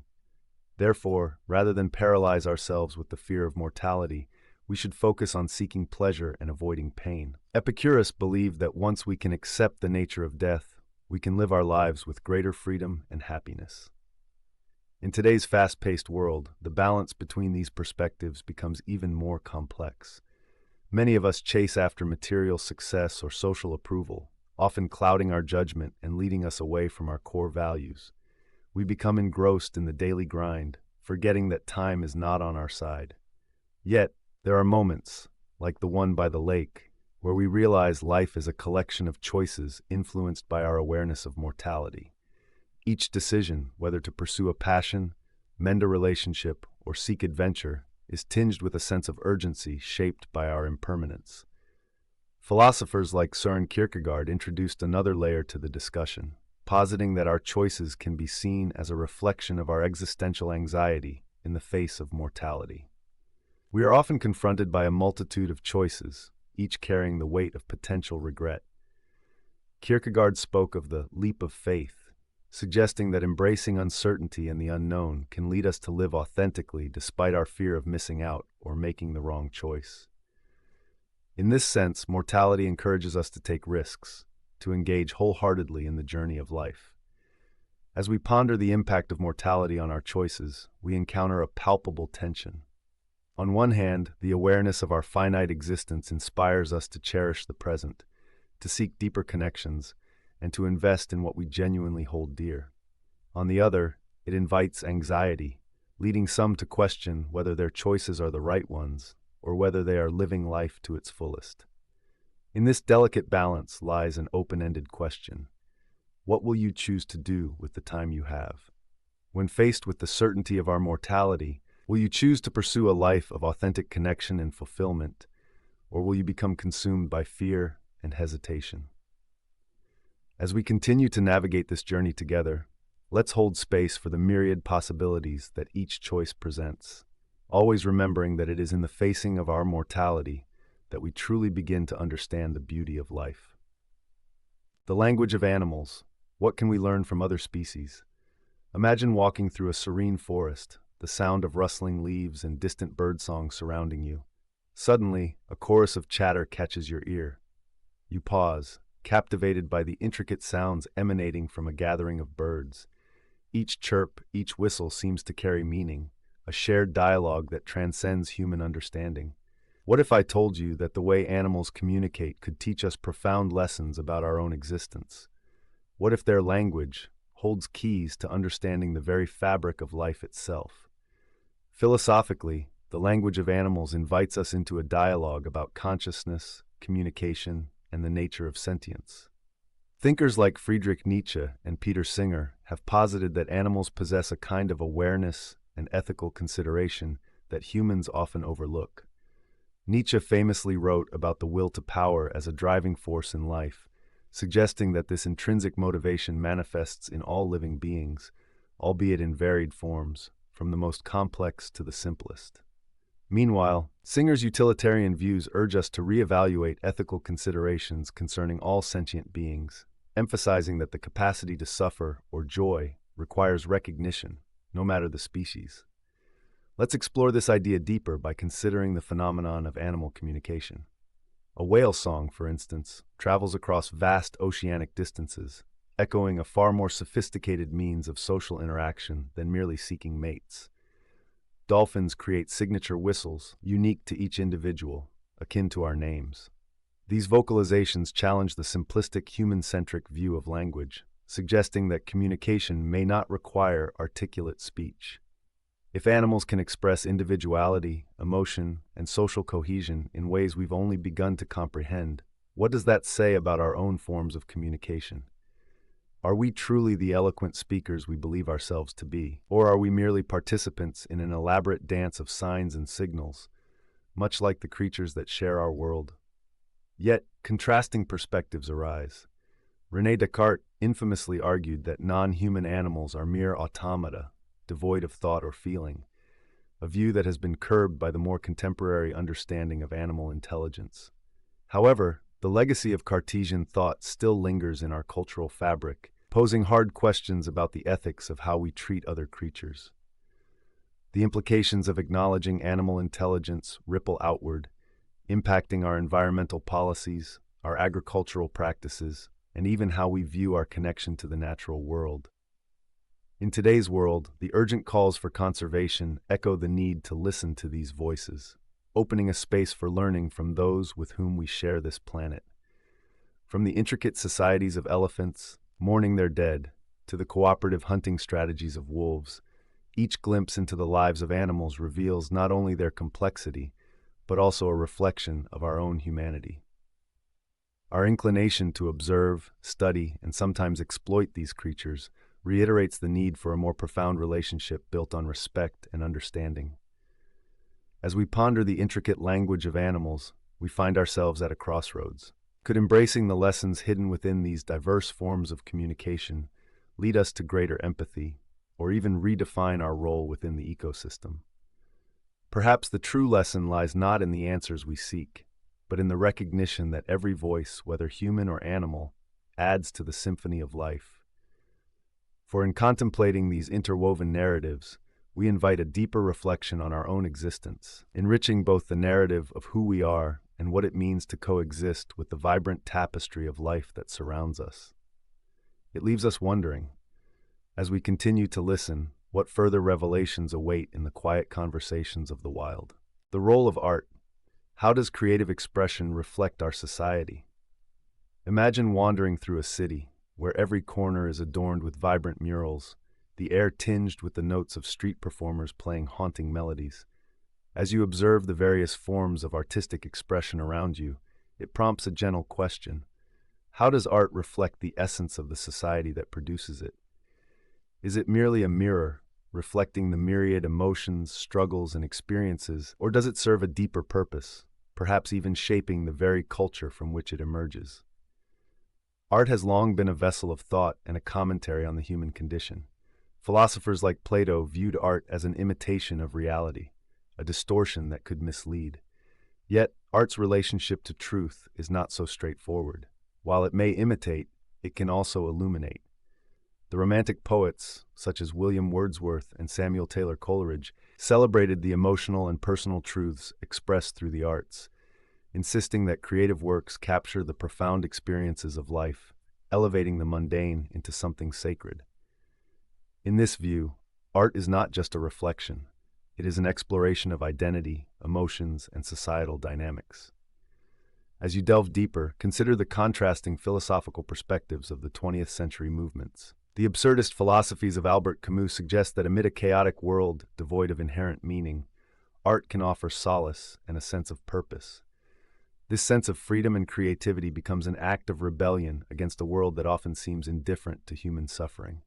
Hence, art transforms not just societal struggles into beauty, but also transfigures individual turmoil into universally relatable experiences. In modern society, we see this profound interplay between art and culture manifesting in various ways. The graffiti on city walls often encapsulates the frustrations and hope of marginalized voices. Art that emerges from socio-political struggles, much like the work of Banksy, whose pieces comment on consumerism, war, and humanity. Similarly, global movements like Black Lives Matter inspire an array of artistic expressions: music, visual arts, and literature, each reflective of shared experiences of pain, resilience, and transformation. These expressions not only mirror societal issues, but actively participate in the dialogue aimed at change. And yet we must ask ourselves, does art merely confirm the status quo, or can it also inspire evolution? The aesthetic theories of thinkers like Theodor Adorno insist that art has a revolutionary potential, questioning norms and pushing boundaries. Through its very nature, art can challenge social conventions, provoke thought, and evoke emotional responses that lead to collective action. Here lies the power of creative expression. It reflects society, yes, but it also holds the potential to reshape it. Yet as we reflect on the role of art, we must grapple with the idea that the true essence of art may lie in the experience it creates for the viewer. Does authenticity come from the creator, or can it arise in the eyes of the beholder? This ambiguity invites us to ponder the subjective nature of art. Can a piece of work resonate positively within one community, but be viewed negatively in another? In contemplating these questions, we find ourselves at the crossroads of interpretation and impact, an endless cycle of creation, reflection, and response that defines our societies. Art, in all its forms, becomes a dialogue, a tapestry of voices, narratives, and feelings intertwined. Ultimately, the role of art in reflecting society serves as an invitation, urging us to continually explore the depths of human experience, challenge our perceptions, and celebrate the connection we share in this vast and ever-evolving canvas of existence. How might we, as observers and participants, continue this dialogue in our own lives? Curiosity and exploration. Why is wonder important for growth? Imagine a child gazing up at the night sky, their eyes wide with wonder as they spot the shimmering stars. They ask, "What are those twinkling lights? Are there other worlds out there?" This spark of curiosity ignites a journey of exploration, not just of the universe, but of the self and the bounds of knowledge itself. Why then is this sense of wonder so fundamental to our growth? To begin, let us reflect on a central philosophical question. Is knowledge an end in itself, or is it the pursuit of understanding that truly enriches our lives? Socrates posited that wisdom begins with acknowledging one's ignorance. In this light, curiosity acts as a vehicle propelling us toward deeper understanding. The act of questioning leads us to explore realms previously unexplored. Yet contrasting perspectives arise in the realm of philosophy. Immanuel Kant viewed curiosity as a double-edged sword. On one hand, he celebrated it as the catalyst for human enlightenment, the force that pulls us from ignorance into knowledge. But Kant also warned against curiosity's potential to become a mere indulgence, where the pursuit of curiosity detracts from genuine moral growth. To him, the aim of exploration should align with reason and ethical considerations. In our modern world, the significance of curiosity extends far beyond the philosophical sphere. Consider the realms of science and technology. Groundbreaking discoveries emerge from the fertile soil of inquisitiveness.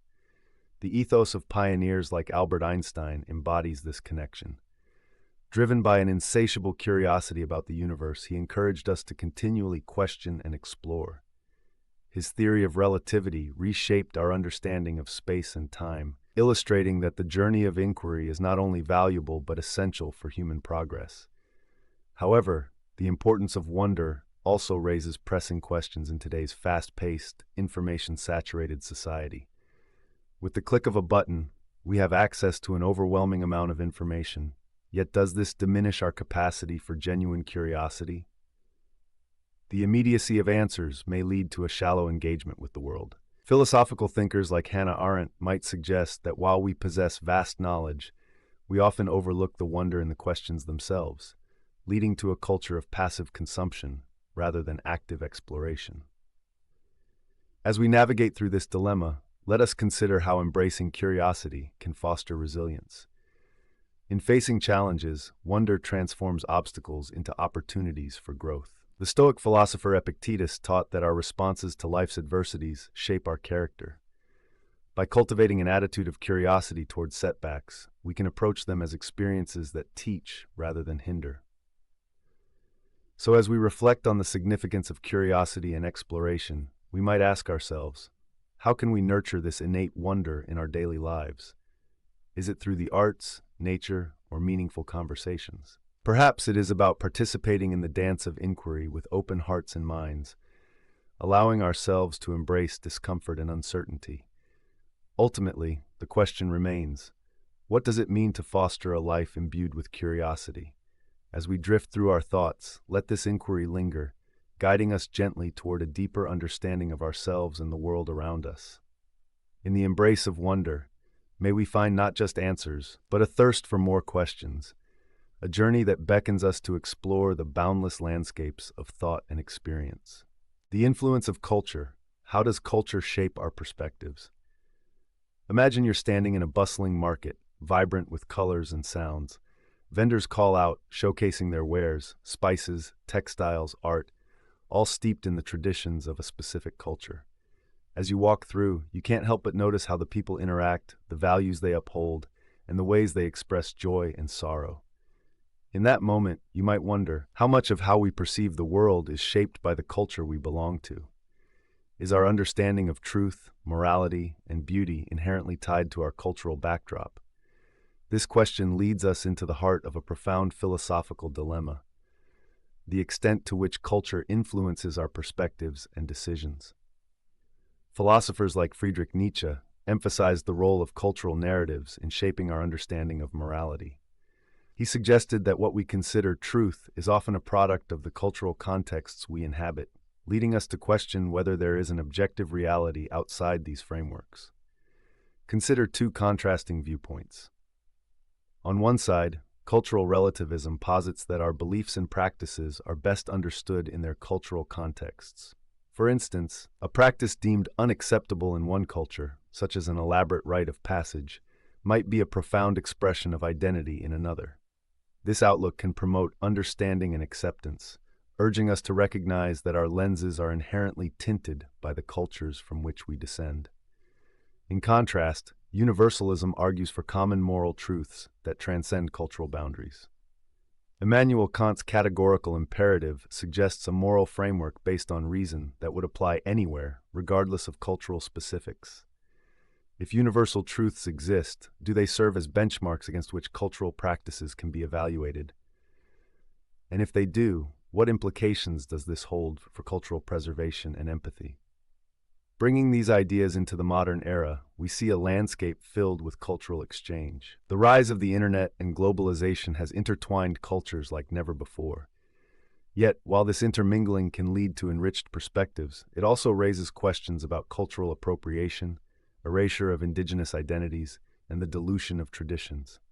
For instance, how do we ensure that the borrowings, whether in music, fashion, or even philosophy, are done with respect and understanding, rather than commodification? As we navigate this complex terrain, we cannot overlook the challenges presented by differing cultural frameworks. What happens when a cultural norm clashes with the ethical standards of another? The debates surrounding topics like gender roles or environmental practices often highlight this tension.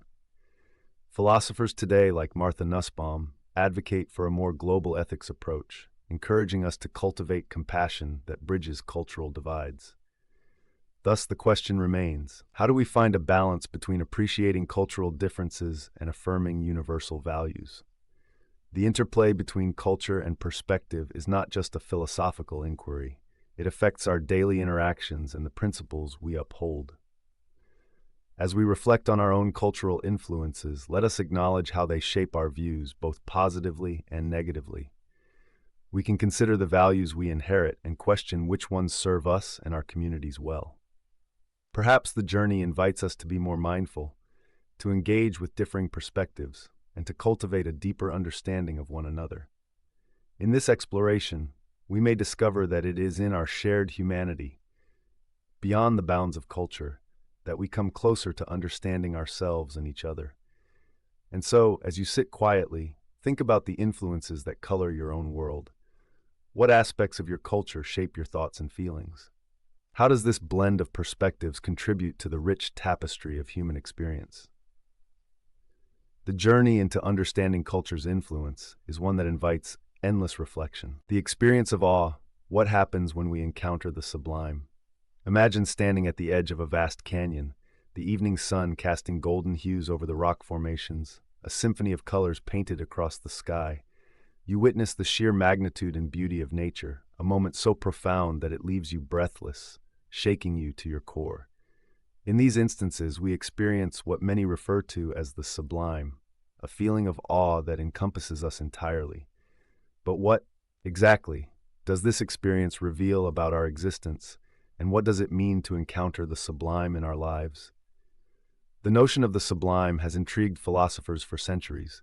Immanuel Kant emphasized its significance in his work, Critique of Judgment, where he suggested that the sublime evokes a mix of both pleasure and pain, a feeling that transcends our ordinary experiences.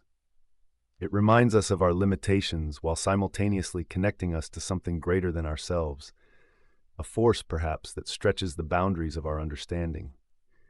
In essence, the sublime confronts us with our own insignificance, yet uplifts us, revealing a paradox of human experience.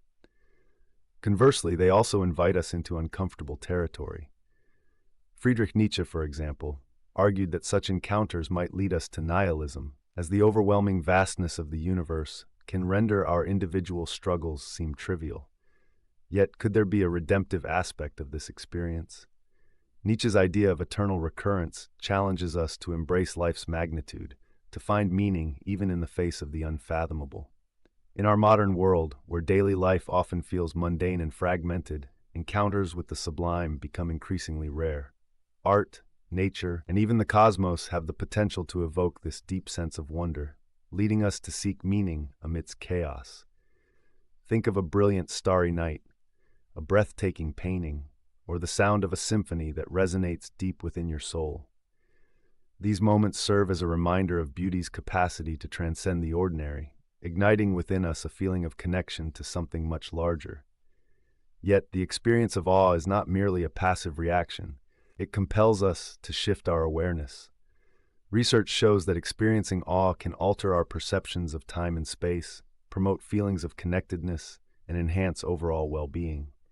It seems that these encounters nurture our minds and souls, encouraging empathy and kindness toward others. Perhaps in feeling smaller against the backdrop of the vast universe, we are invited to expand our understanding of what it means to be human. But this journey into the sublime also raises a fundamental question. When we are filled with awe, what responsibilities do we carry toward ourselves and the world? The call to respect nature and each other can echo profoundly after such encounters. As we oscillate between appreciation and humility, we may find ourselves searching for ways to convey that sense of wonder through our actions, creating ripples in our communities and beyond. As we ponder these experiences, we open ourselves to reflection. What does it mean to feel awe in our everyday lives? Can moments of sublime beauty guide us in creating meaning? The challenges of life may make such feelings seem fleeting, yet they compel us to seek deeper connections, not only with the world around us, but also with our inner selves. So, dear listener, as you contemplate your next encounter with the sublime, allow yourself to dwell on the transformative potential of such experiences. Let the vastness enrich your journey, always inviting further exploration of what it means to be human in a world teeming with wonder. The duality of human nature. Are we innately good or evil? Imagine a world where a child sees an injured bird and immediately rushes to help, a reflection of pure compassion. Conversely, picture another scenario where a person, faced with temptation, chooses to deceive a friend for personal gain. These snapshots of human behavior invite us to ponder a profound question. Are we innately good, or is there an underlying propensity toward evil within us? This intriguing dilemma has captivated the minds of philosophers for centuries.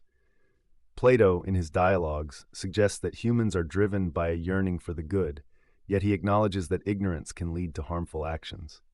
In contrast, Thomas Hobbes paints a bleaker picture in Leviathan, arguing that humans are motivated by self-interest, suggesting a natural state of war among individuals without the constraints of society. According to Hobbes, our instinctive impulses lean toward a more malevolent side, threatening the peace of communal life. Yet not all perspectives dwell in darkness. Jean-Jacques Rousseau famously contended that humans are born noble savages, inherently good and corrupted by societal influences. He believed that civilization, with its structures and expectations, often suppresses our natural tendencies toward kindness and empathy. This tension between our inherent qualities and the impact of external circumstances complicates our understanding of morality. In the context of modern psychology, the question of human duality remains relevant. Research into behavioral psychology indicates that our actions can be influenced by various factors, including environment and upbringing, which can either nurture kindness or amplify selfishness. For instance, studies show that individuals raised in supportive, loving environments tend to exhibit more altruistic behavior compared to those who experience hardship and neglect.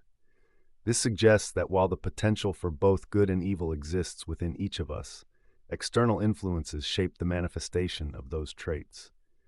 Consider also the phenomenon of bystander apathy, where individuals fail to help others in distress, often due to social pressure or a sense of anonymity. This behavior aligns with Hobbes' idea of self-preservation and reveals how easily people can succumb to inaction when faced with moral dilemmas.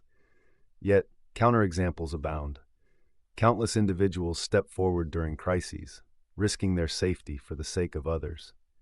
These acts of courage and kindness underscore the complexity of our nature, suggesting that both good and evil reside within. The question of whether we are inherently good or evil is not merely an academic exercise. It resonates in the fabric of our daily lives. Think about moments of kindness during community crises or acts of violence rooted in jealousy and greed. These instances reveal an intertwined nature, each capable of surfacing in different contexts, often dependent on the choices we make. As we navigate the complexities of our dual nature, we might consider the insights of the Stoics, who advocated for virtue as a guiding principle. They suggested that by cultivating self-awareness and making conscious choices, we could steer ourselves toward goodness, despite our inherent tendencies. In the end, the question remains open. Are we innately good or evil? This duality invites us to reflect on our choices and values as we strive to understand ourselves and others better. Perhaps the journey lies not in finding a definitive answer, but in recognizing the intricate dance of light and shadow that composes our human experience. What will you choose in your moments of quiet reflection? The search for meaning. Is life inherently meaningless? Imagine standing on a serene beach, waves lapping gently at the shore, as you ponder a question that has echoed through time. What is the purpose of it all? As the sun sets, casting warm hues across the horizon, you might feel a whisper of both wonder and melancholy, confronting an age-old dilemma, the search for meaning in a vast and indifferent universe. The question of whether life is inherently meaningless grapples with our deepest existential fears and aspirations. Throughout history, philosophers have wrestled with this inquiry. On one end of the spectrum lies existential nihilism, articulated by thinkers like Friedrich Nietzsche and Jean-Paul Sartre. They invite us to confront the unsettling premise that life lacks inherent meaning. Nietzsche famously declared, "God is dead," suggesting that the traditional sources of meaning, religious, moral, or societal, have lost their power in the modern world. This assertion leads to the realization that individuals must forge their own meaning in a universe that offers none. Contrasting this bleak outlook, we find existentialists like Viktor Frankl, whose experiences in concentration camps during World War II led him to insist that even in extreme suffering, meaning can be found. In his book, Man's Search for Meaning, Frankl argues that purpose arises from the choices we make, the relationships we cultivate, and the love we share. Frankl's perspective helps illuminate a path through despair, suggesting that it's not the world itself that is meaningless, but rather our perceptions and attitudes toward our experiences. Yet, how does this debate resonate in our contemporary lives? In an era marked by rapid change and technological advancement, many people grapple with feelings of disconnection and purposelessness. The relentless pace of modern life can evoke a sense of being adrift, prompting introspection about the roles we play, career, family, identity, and whether these truly satisfy our inner search for significance. In a world filled with distractions, we may increasingly ask ourselves, are we crafting our own meaning, or merely filling our days with noise? On the other hand, various philosophical and spiritual traditions suggest that meaning is an inherent aspect of life. Theistic perspectives, for instance, propose that a grand design or purpose exists, guiding us towards fulfillment in divine love or moral duty. In Buddhism, the notion of interconnectedness and the pursuit of enlightenment offer a framework that transcends individual suffering. Life, with its web of relationships and experiences, can be seen as a canvas upon which to paint our values and aspirations. Yet, as we reflect on these contrasting views, the question remains, does the absence of intrinsic meaning lessen the value of our experiences? Perhaps the real beauty lies in the conscious journey itself, where the act of searching for significance becomes profoundly meaningful. The paths we choose, the love we give, and the community we build are not rendered less valuable by a lack of absolute meaning. Instead, they may take on a significance unique to each individual. As you sit by the shore, gazing at the vast expanse of the ocean, the gentle rhythm of the tides reminds you that the search for meaning is as much about the questions we ask, who we are, and how we relate to the world, than any finite answer we might seek. The journey does not conclude with certainty, but rather unfolds as a rich tapestry, woven with both uncertainty and possibility. You might conclude that in this search, despite its trials and joys, lies the essence of what it means to be alive. Embrace the questions and continue your exploration, for therein lies the heart of meaning itself. The interconnectedness of all things. How do our actions ripple? Imagine standing on a beach, where each wave that crashes ashore carries with it tiny grains of sand, shaping the coast in ways unseen. Now think of how a single drop of water, when it meets the surface of the ocean, sends ripples spreading outward, touching areas far beyond its origin. What if, like those waves and ripples, our actions and choices send echoes through the lives of others, altering the very fabric of the world around us? This brings us to the philosophical dilemma of interconnectedness. How deeply are we entwined with one another? And to what extent do our actions reverberate through the lives of others, often in ways we may never imagine? Throughout history, philosophers have grappled with questions of moral responsibility and the implications of our actions on the broader tapestry of existence. Consider the viewpoints of utilitarian thinkers like John Stuart Mill, who argued that we should assess the rightness of an action by its consequences on overall happiness. According to this view, our choices ripple out not just to affect oneself, but to shape the happiness of others. An individual act may lead to collective joy or suffering. Yet contrasting perspectives remind us that not every action's impact can be easily measured. Existentialists like Jean-Paul Sartre assert the weight of individual freedom and responsibility, arguing that our choices define us and resonate with significance. From this lens, each person must confront the existential responsibility for their actions, aware that even the most minor decision, like a kind word to a stranger or an act of negligence, can set forth a cascade of unexpected outcomes. In today's world, this interconnectedness feels particularly poignant. The rise of technology and social media illustrates how our voices can reach billions, shaping opinions, movements, and even policies with a mere click. Yet, with this power comes the weight of understanding that misinformation or hate can spread just as rapidly, leading to tangible harm. Think of the viral nature of a compassionate act, a video of kindness that inspires hundreds to pay it forward. Each small gesture becomes part of a larger collective shift towards compassion. But what of a careless comment that ignites division? The ripples are not contained to a single moment, but cascade outward, sometimes sparking unforeseen conflicts or misunderstandings. Philosophically, this reflects the paradox of our existence. We are both intimately connected and shockingly isolated in our experiences. How do we reconcile our individual agency with the impact we have on the world? The Buddhist concept of dependent origination articulates this beautifully. All phenomena arise in dependence on multiple causes and conditions. Our actions, too, are steeped in this web, each choice radically shaping the direct and indirect consequences for ourselves and others. As we reflect on these intricate connections, we might confront further questions. How can we navigate our lives with mindful awareness of our impact?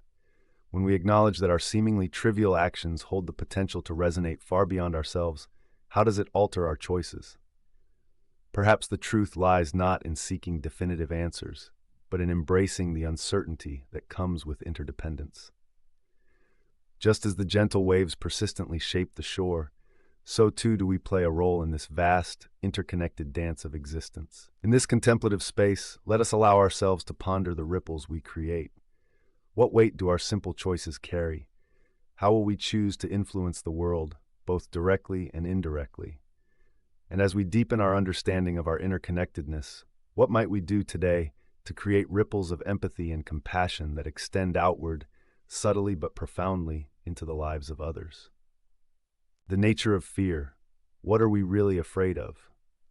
Imagine standing at the edge of a high cliff, the wind tousling your hair, your heart racing as you look down at the rocky abyss below. What is it that tightens your chest in that moment? Is it the fear of falling, or perhaps the fear of the unknown? As we navigate through life, we encounter myriad experiences that provoke fear, some instinctual, others born from societal constructs, each reflecting our deepest vulnerabilities. It prompts us to ask, what are we truly afraid of? Fear, in its essence, is a complex emotion. Existentially, it serves as a protective mechanism, alerting us to potential threats. However, philosophers like Søren Kierkegaard suggest that our fears often reveal more about our internal states than the external world. Kierkegaard posits that the greatest fear is not of death or harm, but of the unknown, what he calls anxiety or dread. This existential anxiety, he argues, emerges when we confront the vastness of freedom and the weight of our choices. In this light, fear invites us to reflect on our existence and the responsibilities we carry. Contrastingly, Friedrich Nietzsche challenges us to embrace fear. For Nietzsche, fear can act as a catalyst for growth. It propels us to confront obstacles and redefine our lives. He exhorts us to become overcomers, arguing that through facing our fears, we may uncover profound strength and resilience. By transforming fear into something we engage with, rather than retreat from, fear shifts from a paralyzing force to a driving motivator in our quest for self-actualization. In contemporary society, fear manifests in various ways. We fear failure, rejection, and change, fears amplified by social media and societal expectations. These modern anxieties reflect a profound cultural phenomenon. We often gauge our worth through the lens of others' perceptions. Philosopher Judith Butler speaks to this in her notion of existential vulnerability, suggesting we fear being exposed or failing to meet societal standards, ultimately questioning our legitimacy in the world. Yet fear can also be a product of our environment.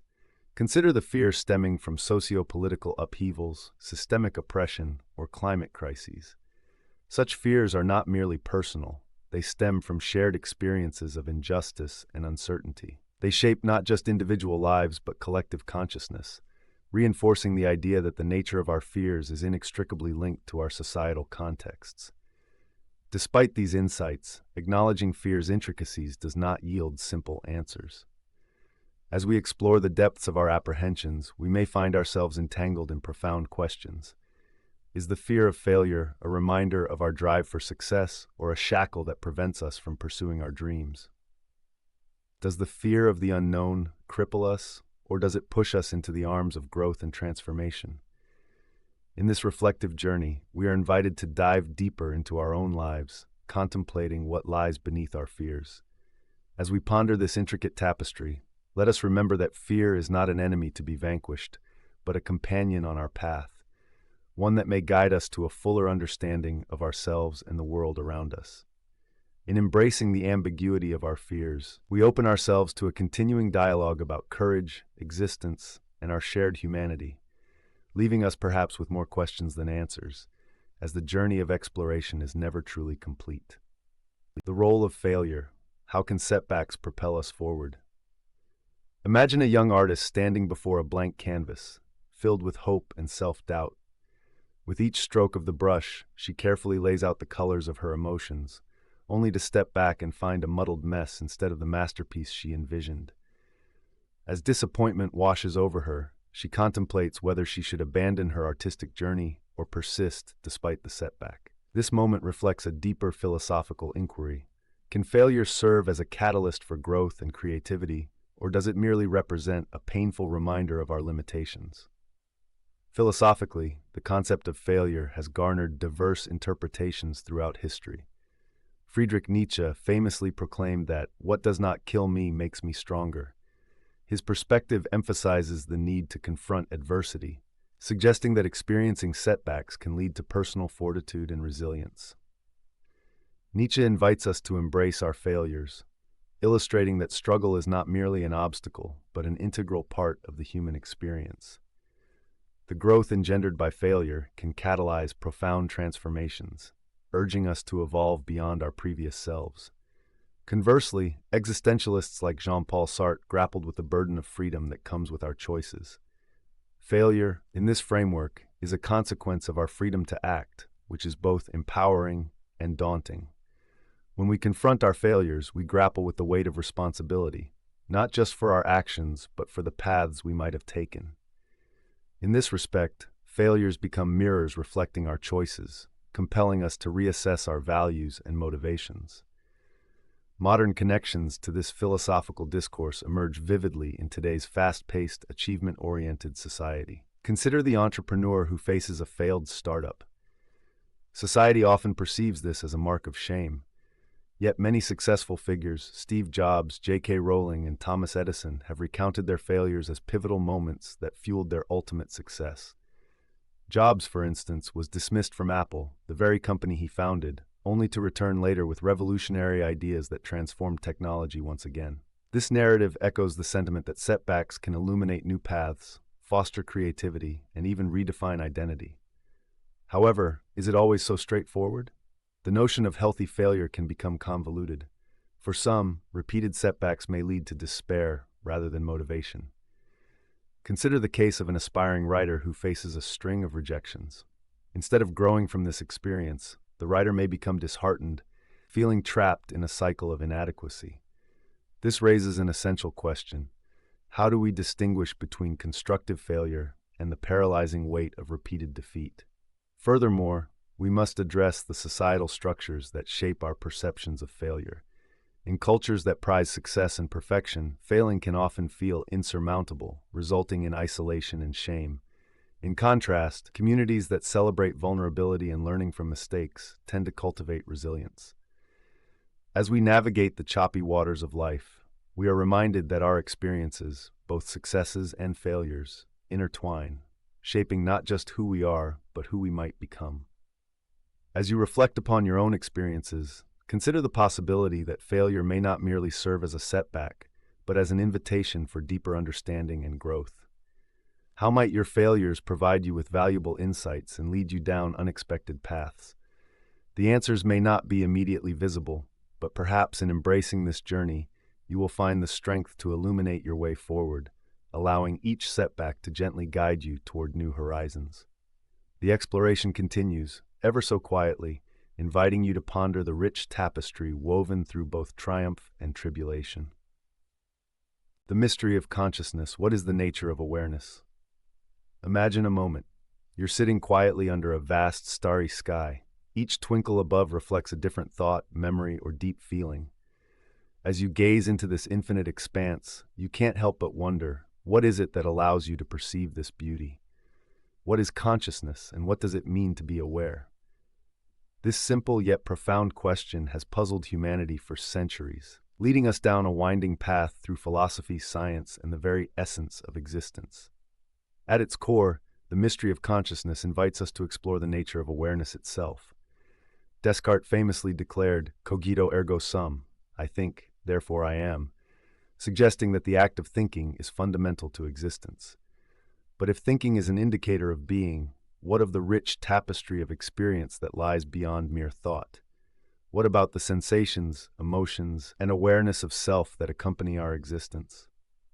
Philosophers such as David Chalmers have distinguished between the easy problems of consciousness, those that relate to functions and behaviors, and the hard problem, which grapples with why and how subjective experience arises from physical brain activity. Consider the varying perspectives on consciousness and awareness. On one hand, physicalists argue that consciousness is a product of neuronal interactions, reducible to chemical and electrical processes in the brain. For them, every thought and feeling stems from biological mechanisms, suggesting a purely materialistic view of our inner lives. Yet, if consciousness were merely a byproduct of neurobiology, why does it feel so rich and vivid? Why do we possess a sense of continuity, identity, and depth of experience that seems to transcend the sum of our parts? In contrast to the physicalist viewpoint, some philosophies suggest that consciousness could be fundamental to the universe itself.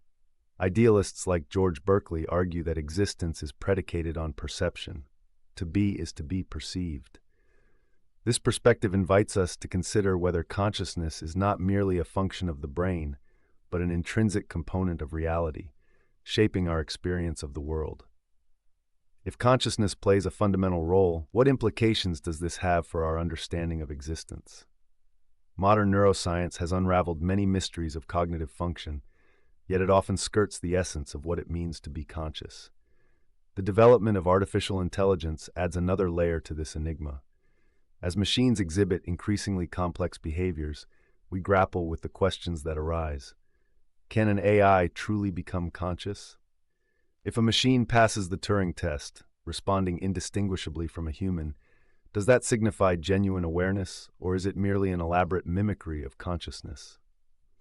Our daily lives are steeped in these questions.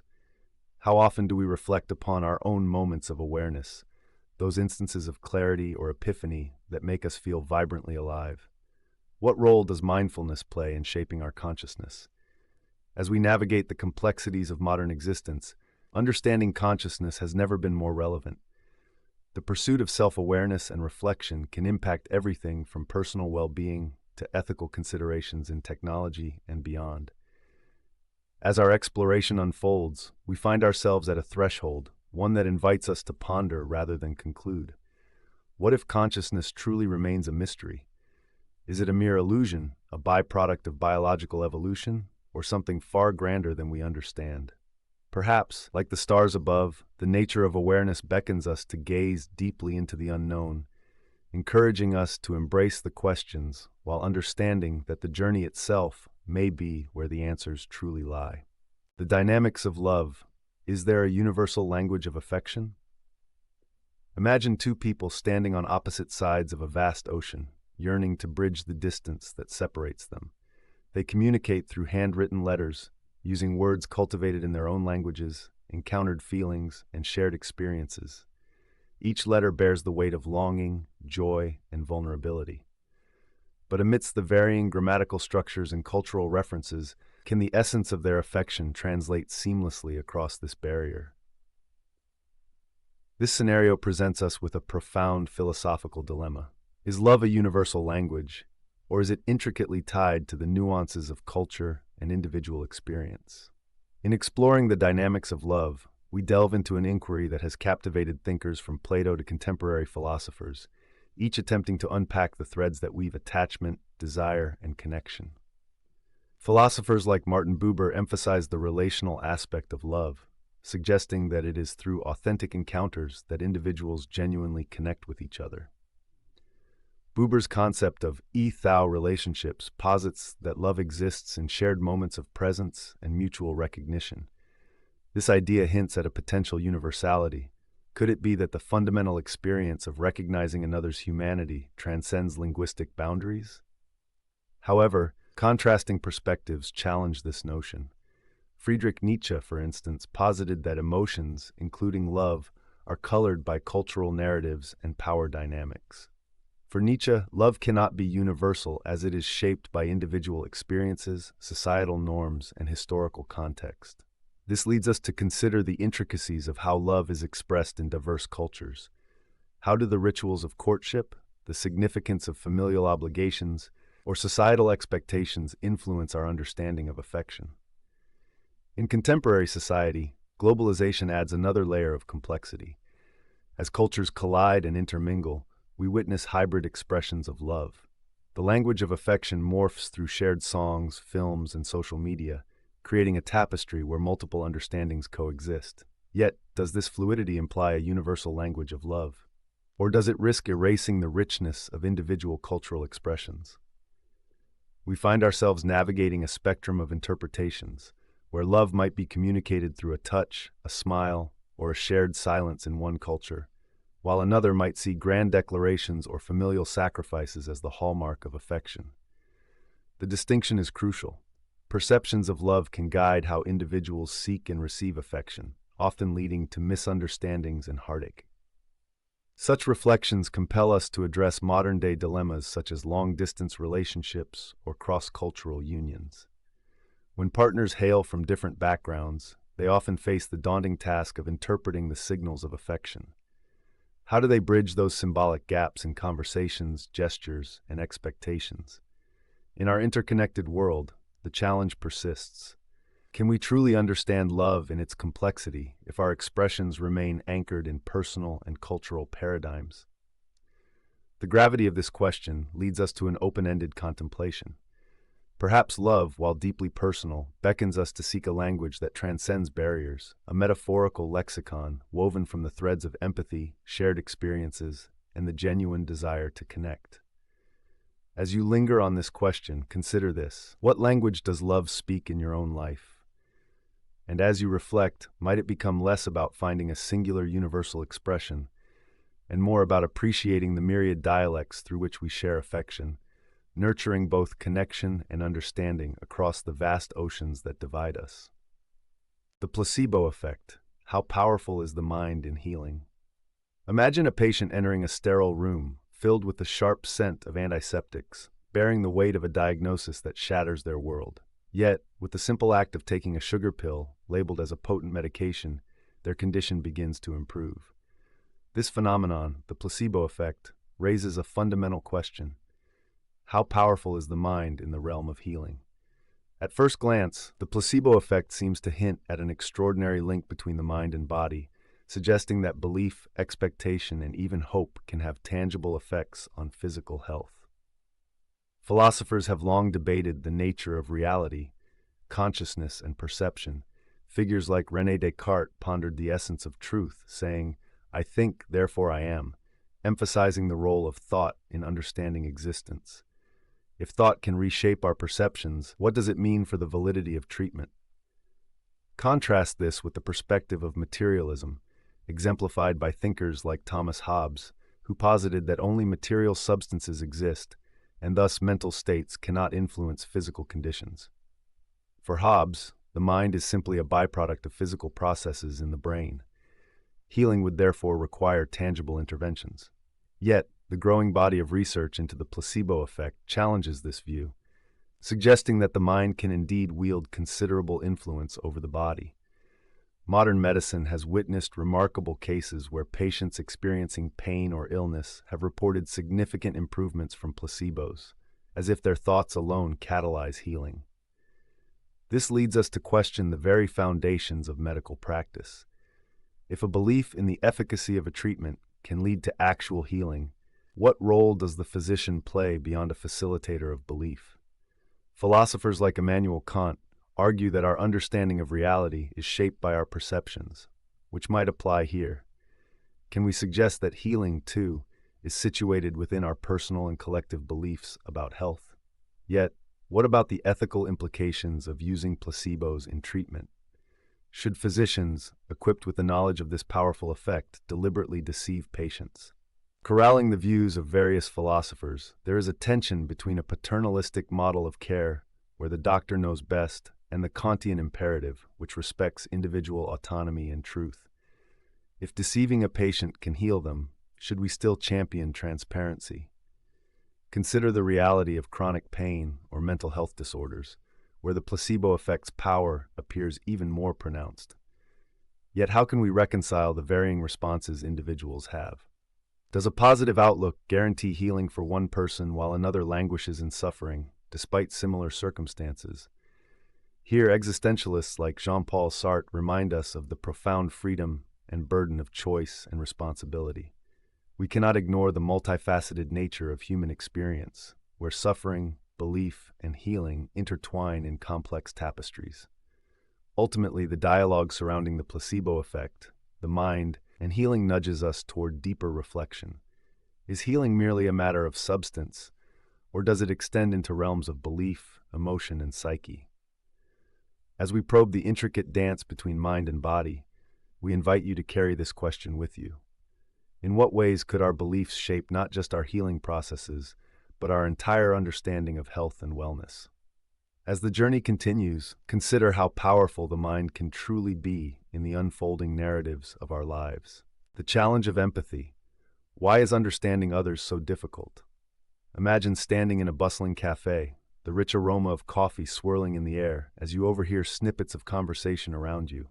One person speaks of a recent heartbreak, another shares tales of joy from a newborn. You nod in understanding, yet there's an unsettling feeling gnawing at you. How deeply can you truly grasp their emotions, their experiences? Why does proximity to their pain or joy not always lead to comprehension? This is the challenge of empathy, a profound philosophical dilemma that invites us to ponder the nature of understanding others. Empathy, often championed as a bridge to connection, is far more complex than it appears. For many, the mere act of identifying with another's feelings seems simple, yet it is tangled in the threads of human existence. Philosophers like Martin Buber emphasize the importance of the I-thou relationship, where genuine dialogue allows individuals to see each other as subjects rather than objects. Still, this shared space can become elusive as we navigate our own experiences, biases, and interpretive lenses that filter how we perceive others. Consider the contrast between existentialists like Jean-Paul Sartre and the more empathetic perspectives of theorists such as Emmanuel Levinas. Sartre posited that we are fundamentally alone, asserting that we are condemned to produce our meaning without the aid of others. In this view, understanding someone else may be hindered by the inherent isolation of each individual's subjective experience. Each person's world is rich and unique, inaccessible to the understanding of another. The resulting solitude can be both liberating and profoundly isolating. On the other hand, Levinas proposed that the face of the other calls us to responsibility and empathy. Yet, the depths of understanding each other's suffering can still be daunting, as we often confront what psychologist Brené Brown calls vulnerability. To empathize is to expose oneself to the risk of emotional turmoil. When we witness someone's pain, that pain can echo in our own hearts, making it a challenging effort to engage sincerely. This intertwining of self and other raises critical questions. Do we fear emotional entanglement, or are we simply ill-equipped to navigate the landscape of foreign sorrows? In our modern world filled with digital interactions, this challenge becomes even more pronounced. Social media connects us globally, yet often at the cost of genuine understanding. We see curated lives and filtered emotions, making it easy to sympathize, but difficult to empathize. How can we truly know someone we've never met in person? This disconnection fosters an emotional distance that echoes Sartre's existential isolation, a society of individuals, alone in their bubbles, struggling to breach the surface of another's reality. Yet, there remains hope. Initiatives focusing on emotional intelligence, storytelling, and dialogue are evolving to dismantle these barriers. The rise of mental health awareness signals a cultural shift toward recognizing the importance of empathy. Perhaps it encourages us to listen, really listen to those around us, fostering an environment where the attempt to understand is valued over mere acknowledgement. As we reflect on the challenge of empathy, we realize that understanding others is not a destination, but a journey. It requires ongoing effort and a willingness to engage with the unfamiliar, to embrace the discomfort of not fully knowing. Each encounter with another's experience is an opportunity for growth, pushing us toward deeper connections, even amidst the inevitable gaps in understanding. So as you sit quietly and ponder this dilemma, consider, in a world rich with stories and experiences, how might we open ourselves to the profound challenge of empathy? What paths can we take to move closer to the hearts of others while recognizing and accepting our own limitations? The influence of nostalgia, can looking back shape our future? Imagine for a moment that you are sitting in a quiet cafe, the gentle hum of conversation around you. You take a sip of your coffee as a distant song begins to play. Instantly, you are swept back to your childhood, a time of carefree laughter, warm summer days, and the comforting embrace of family. This feeling is nostalgia, a bittersweet emotion that intertwines joy with a hint of sadness. Yet, in this moment of reflection, a question arises. How does this longing for the past influence our perception of the present and our hopes for the future? Nostalgia can be a powerful shaping force in our lives. For some, it serves as a comforting reminder of joyous moments, a way of anchoring identity and purpose amidst the chaos of modern life. Psychologists suggest that it can even boost mood, enhancing feelings of connectedness and community. But is it possible that this yearning for what once was can also cast shadows over our future decisions and aspirations? From a philosophical perspective, consider the views of Friedrich Nietzsche, who famously proclaimed, "He who has a why to live can bear almost any how." Nietzsche's assertion highlights the idea that our past experiences can provide meaning and motivation for our future. Nostalgia can, therefore, function as a guidepost, helping us navigate the complexities of life, influenced by the lessons learned through our past. Yet, how we interpret those memories plays a significant role in shaping our lives. In contrast, the philosopher Theodor Adorno warned that excessive nostalgia can trap us in a cycle of yearning, ultimately preventing progress.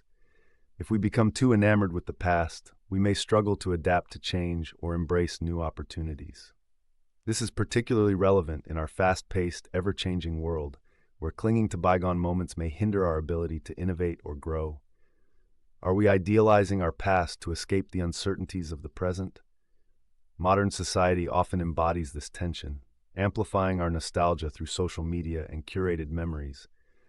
Platforms allow us to share and relive our experiences, often distorting our perception of reality.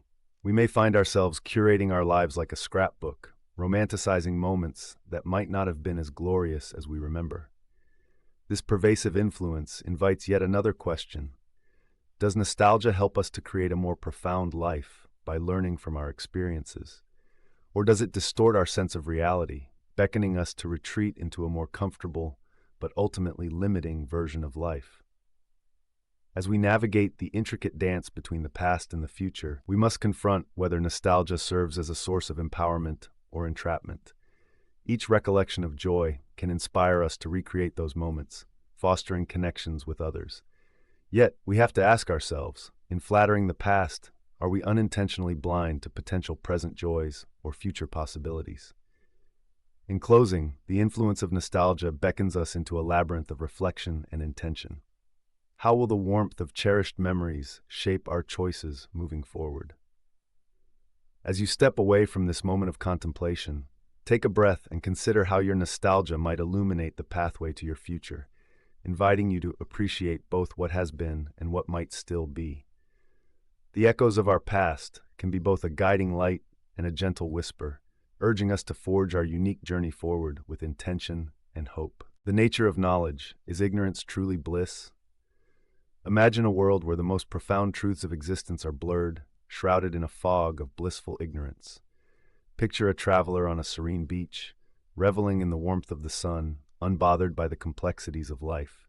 In this tranquil state, do you sense a deeper kind of happiness, untouched by the knowledge of suffering, injustice, or mortality?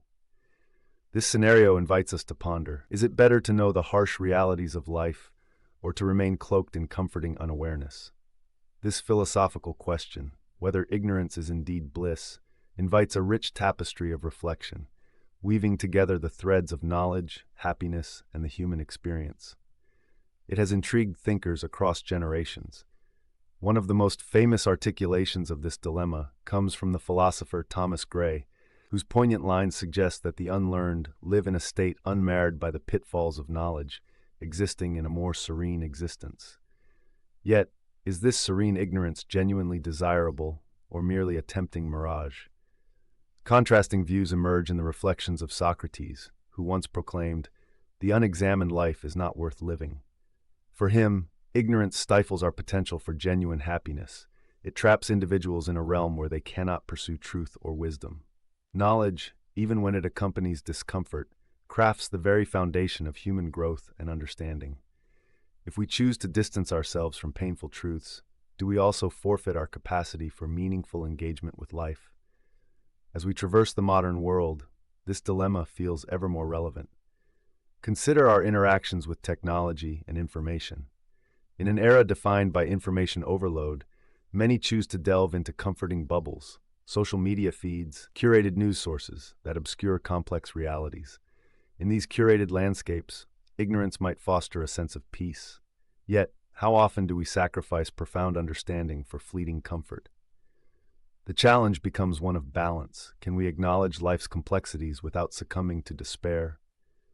Moreover, the nature of joy itself has come under scrutiny. Philosophers like Friedrich Nietzsche argued that suffering is intrinsic to our journey of becoming. It shapes our experiences, enriches our perspective, and deepens our appreciation for joy. Thus, one might propose that knowledge, even when laden with sorrow, enhances our capacity to embrace life fully. When faced with the breadth of human experience, the crumbling of our illusions, the stark truths of existence, do we not find value and connection in sharing our vulnerabilities? Yet some might argue that knowledge does not always empower, it can burden. For instance, existential angst arises from the realization of our mortality, leading some to long for the blissful ignorance of a life lived unexamined. The Stoics emphasized living in accordance with nature, advocating for serenity by accepting what we cannot control. This acceptance may lead to a serene existence, yet the question remains, does it preclude the pursuit of knowledge? As we ponder the nature of knowledge and its interplay with bliss, the journey becomes one of introspection. Is ignorance a blissful refuge from the pain of reality, or is true fulfillment inherently tied to understanding the world with all its complexities? Ultimately, this philosophical exploration serves as an invitation, a gentle nudge to consider not only our own relationships with knowledge and ignorance, but also how these dynamics shape our shared humanity. The path to wisdom may not be devoid of discomfort, but perhaps in that discomfort lies the possibility of genuine clarity and profound peace. What does your journey reveal about the balance between knowledge and bliss? The art of listening. How can we truly hear each other? Imagine two friends sitting across from one another in a cozy coffee shop, the sunlight streaming through the window. One speaks passionately about a personal struggle, while the other nods along, but their eyes drift to the phone buzzing on the table. As the conversation unfolds, one friend feels heard, while the other battles the urge to multitask, missing the depth and nuance of the dialogue. This scenario raises a profound question. How can we truly listen to one another in a world filled with distractions? Listening, at its essence, is more than the act of hearing words. It is a deep engagement with another's experience. Philosophers like Emmanuel Levinas emphasize the ethical dimensions of listening. He posits that true listening requires us to recognize the other, to acknowledge their subjectivity and humanity. When we listen deeply, we are not merely absorbing information. We are opening ourselves up to the experiences, emotions, and thoughts of another person. Yet, in our fast-paced lives, genuine listening often falls to the wayside. In contrast, the Stoic philosopher Marcus Aurelius might argue that we can exhibit rational detachment even while engaging in conversations. He would suggest that the flood of thoughts and feelings we face when communicating does not negate the possibility of listening. Instead, we should filter our reactions through reason. But while Stoicism promotes a balanced response to feelings, it can sometimes lead to the minimization of emotional depth in listening. This raises the question, should we strive to listen rationally or embrace the emotional chaos that comes with truly understanding another? In our modern world, where notifications beckon for our attention, paying full attention to another person can feel revolutionary, yet daunting. The prevalence of social media has transformed how we interact. We often prioritize quick interactions over meaningful dialogues. In this context, listening becomes a radical act of presence. Psychologists like Carl Rogers emphasize the importance of empathy in listening. He teaches us that when we listen with genuine intention, we create an atmosphere of safety and trust. This is essential in therapeutic settings, but equally vital in our everyday relationships. A contemporary example can be found in practices such as nonviolent communication, introduced by Marshall Rosenberg. This method encourages listeners to separate feelings from thoughts and judgments. It shows us that listening can be an art form, a dance of empathy, respect, and understanding. Yet, even with the best intentions and techniques, barriers remain. Distinctions of culture, experience, and power can skew our ability to listen deeply. Often, those in marginalized positions find it especially challenging to be heard, raising the question, how can we elevate the voices that society tends to silence? As we reflect on the complexities of listening, we must also consider how we can create spaces that foster genuine dialogue. It involves more than just putting down our phones. It requires intentionality, patience, and a willingness to embrace discomfort. What might happen in our own lives if we approached each conversation as an opportunity to learn rather than to respond? The journey of understanding how to listen, truly listen, is ongoing. Just as art evolves over time, so too does our ability to communicate with one another.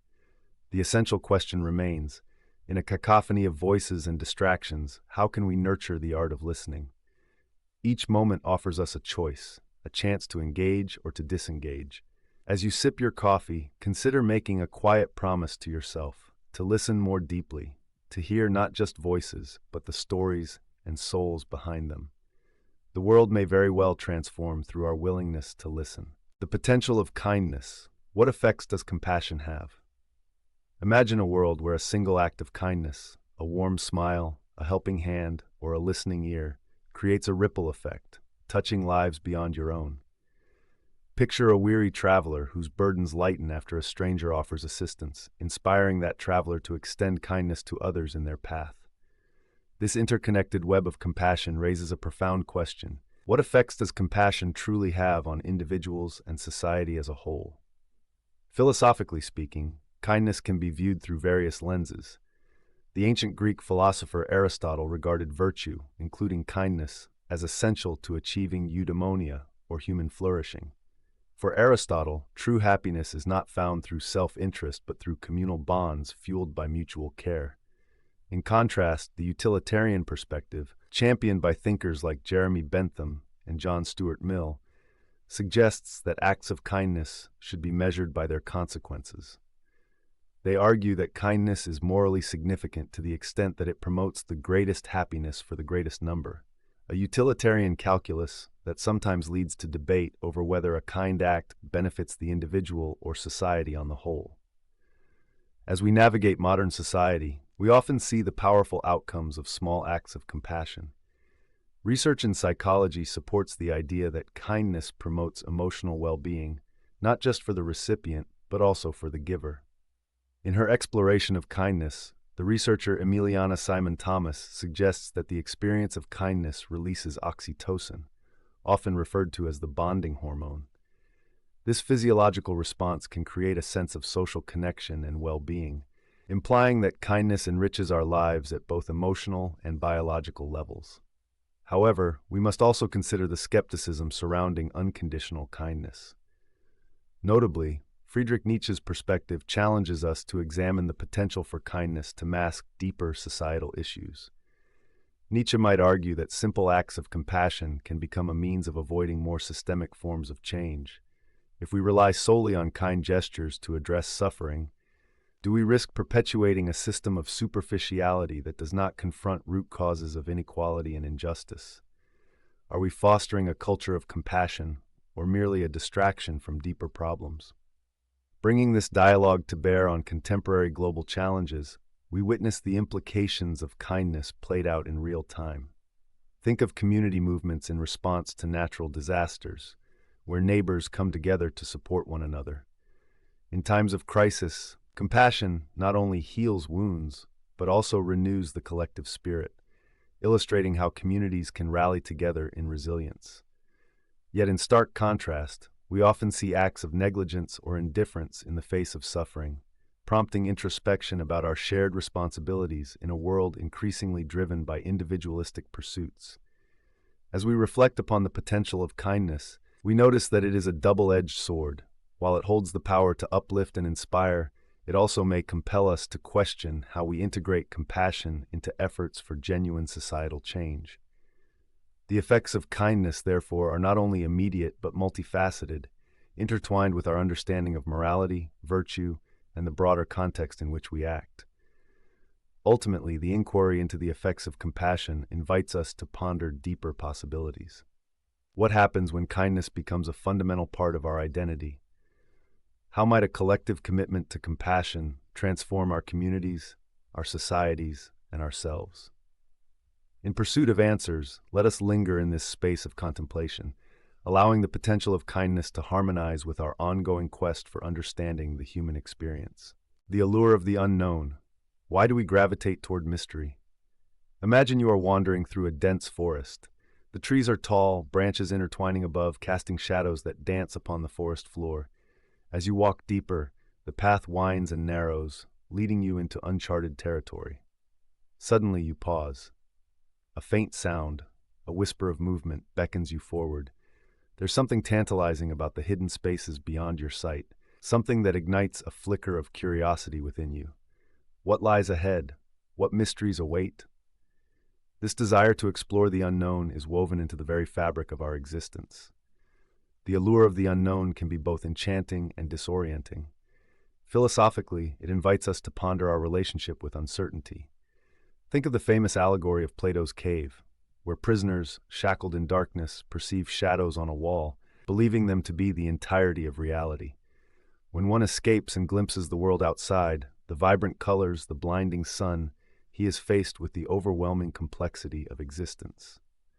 This moment of realization can feel both liberating and frightening. What do we do with the vast knowledge that remains hidden, just out of reach? Many philosophers have contemplated this draw toward mystery. Friedrich Nietzsche posited that human beings are compelled to seek meaning, even in chaos. For him, the unknown is not a void to be feared, but a canvas for creativity and discovery. Similarly, existentialists like Jean-Paul Sartre remind us that confronting uncertainty can lead to authenticity.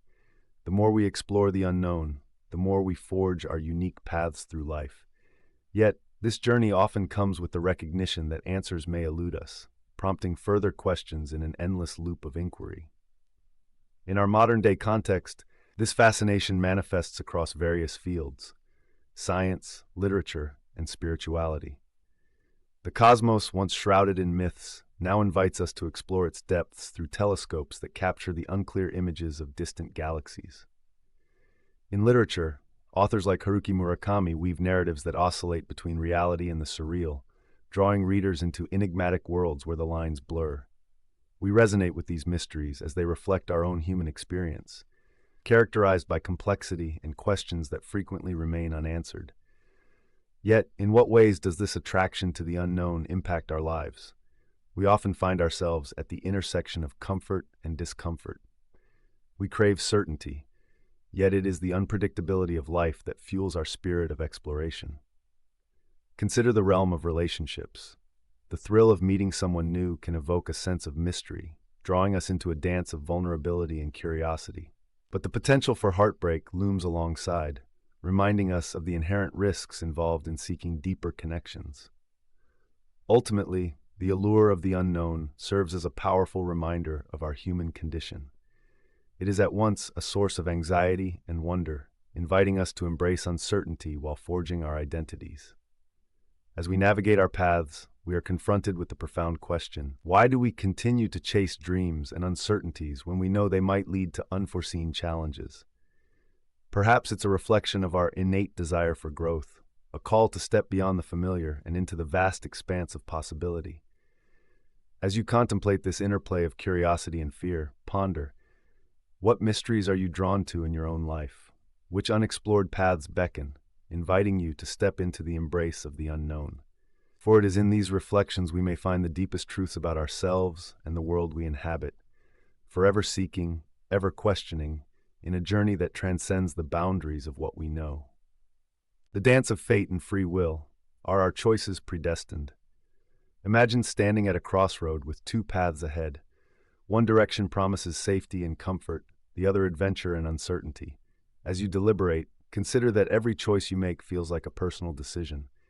Yet what if each fork in the road was predetermined, orchestrated by an unseen hand? Are we truly the architects of our destinies, or mere actors in a cosmic script? This inquiry takes us to the profound philosophical dilemma of fate versus free will, a question that has intrigued thinkers from ancient times to the present day. On one hand, the doctrine of determinism suggests that every action, from the grandest to the smallest, is the inevitable result of preceding events. According to determinists, everything we think, feel, and choose is a consequence of prior causes, genetic, environmental, and historical. For instance, the German philosopher G.W. Leibniz proposed that if one could know all the factors influencing a person, one could predict their actions with certainty. In stark contrast, advocates for free will, like Jean-Paul Sartre, argue that we possess the ability to make genuine choices, crafting our identities and values in the process. Sartre famously stated that we are condemned to be free, burdened by the responsibility that accompanies our choices. He asserts that, despite external influences, individuals can shape their own destinies. This notion not only inspires hope, but also invites a deeper understanding of human agency and moral responsibility. As we navigate these philosophical waters, the question becomes more immediate in a modern context. Take, for example, the influence of technology in our lives. Algorithms predict our preferences, from the music we listen to on streaming platforms to the articles we read on social media. To what extent do these predictive models curate our choices, and can they possibly dictate our paths, limiting our genuine freedom? Are we shaped merely by external stimuli, or do we retain the ability to choose our responses to the world? Furthermore, let's consider the concept of fate, often seen as a guiding force in various cultures and religions. From ancient Greek tragedies that unfold according to fateful decrees to modern interpretations in spirituality, many find comfort in the notion that life's trajectory is established by something beyond human control. Yet, if our lives are fated, the purpose of our struggles and triumphs becomes ambiguous. If we do not truly choose, can we be held accountable for our actions? Yet even within deterministic frameworks, a delicate dance between freedom and fate emerges. The philosopher compatibilism proposes that free will and determinism can coexist, suggesting that true freedom is defined not by the absence of constraints, but by acting in accordance with one's desires and motivations. It posits that while our choices may be influenced or shaped by predetermined factors, we still hold the power to exercise decision-making within those confines. In our increasingly complex world, the interplay of fate and free will evokes countless reflections.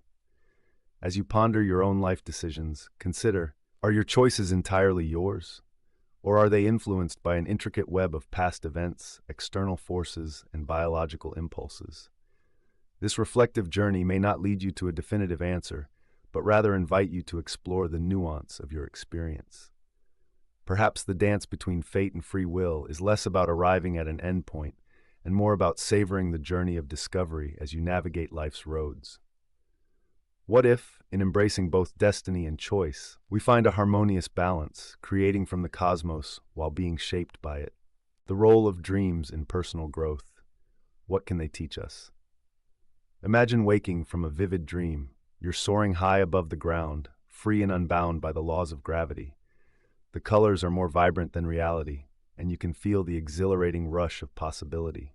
Just as suddenly, the dream shifts, and you find yourself lost in a maze of familiar streets, discomfort and anxiety closing in as you search for a way out. In this fleeting realm of the subconscious, the laws of logic bend, emotions run deep, and the quotidian bleeds into the extraordinary. Such is the nature of dreams, a landscape where both wonder and fear intertwine. But what exactly can they teach us about ourselves and our personal growth? Throughout history, philosophers have pondered the significance of dreams. Plato believed they offered glimpses into the soul, revealing truths hidden beneath the surface of conscious thought. He viewed dreams as a doorway to understanding our innermost desires and fears. Conversely, Aristotle was more skeptical. He perceived dreams as mere byproducts of our waking experiences, claiming that they lacked greater meaning. Yet, both perspectives invite us to explore a deeper question. Can our dreams guide us toward personal growth, or are they merely reflections of our everyday lives? In modern psychology, dreaming is often seen as a vital process for cognitive and emotional regulation. Sigmund Freud famously argued that dreams give voice to our repressed wishes, exposing the tension between desire and reality. In this light, dreams can be thought of as a psychological space for processing emotions, granting us insights into areas of our lives needing attention. For instance, a recurring dream about flying may symbolize a longing for freedom or a desire to escape constraints, prompting us to reflect on areas where we might feel trapped. On the other hand, these interpretations can spiral into overanalysis, leading us to ascribe meanings that align with our anxieties, a caution echoed by contemporary thinkers like Carl Jung, who emphasized dreams as messages from the unconscious rather than literal predictions of the future. Yet, while the realm of dreams invites fascinating introspection, it raises a philosophical dilemma about the nature of self-understanding. Are we truly deciphering the language of our dreams, or are we projecting our waking identities onto them? Take, for example, the experience of someone who dreams of recurring failures or conflicts.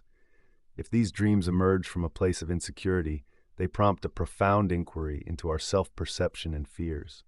Perhaps, in reflecting upon these dreams, we can identify how trauma or unresolved issues manifest in our waking lives, encouraging us to confront them.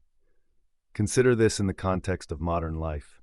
In an age where many seek instant answers and clarity through the busyness of the day, dreams offer a slower, more contemplative journey. They remind us that self-awareness is a process, one kissed by vulnerability and depth. Harvesting insights from our dreams can encourage emotional resilience, help us navigate life's challenges, and foster personal growth.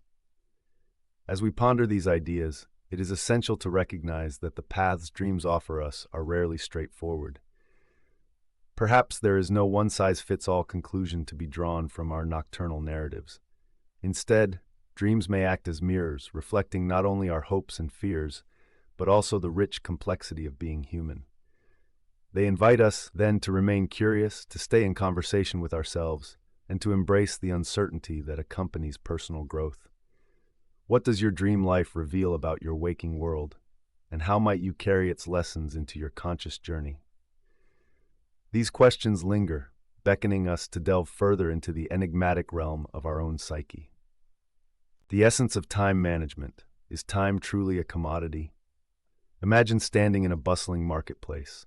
Vendors are shouting, people are haggling, and the scent of spices and fresh produce fills the air.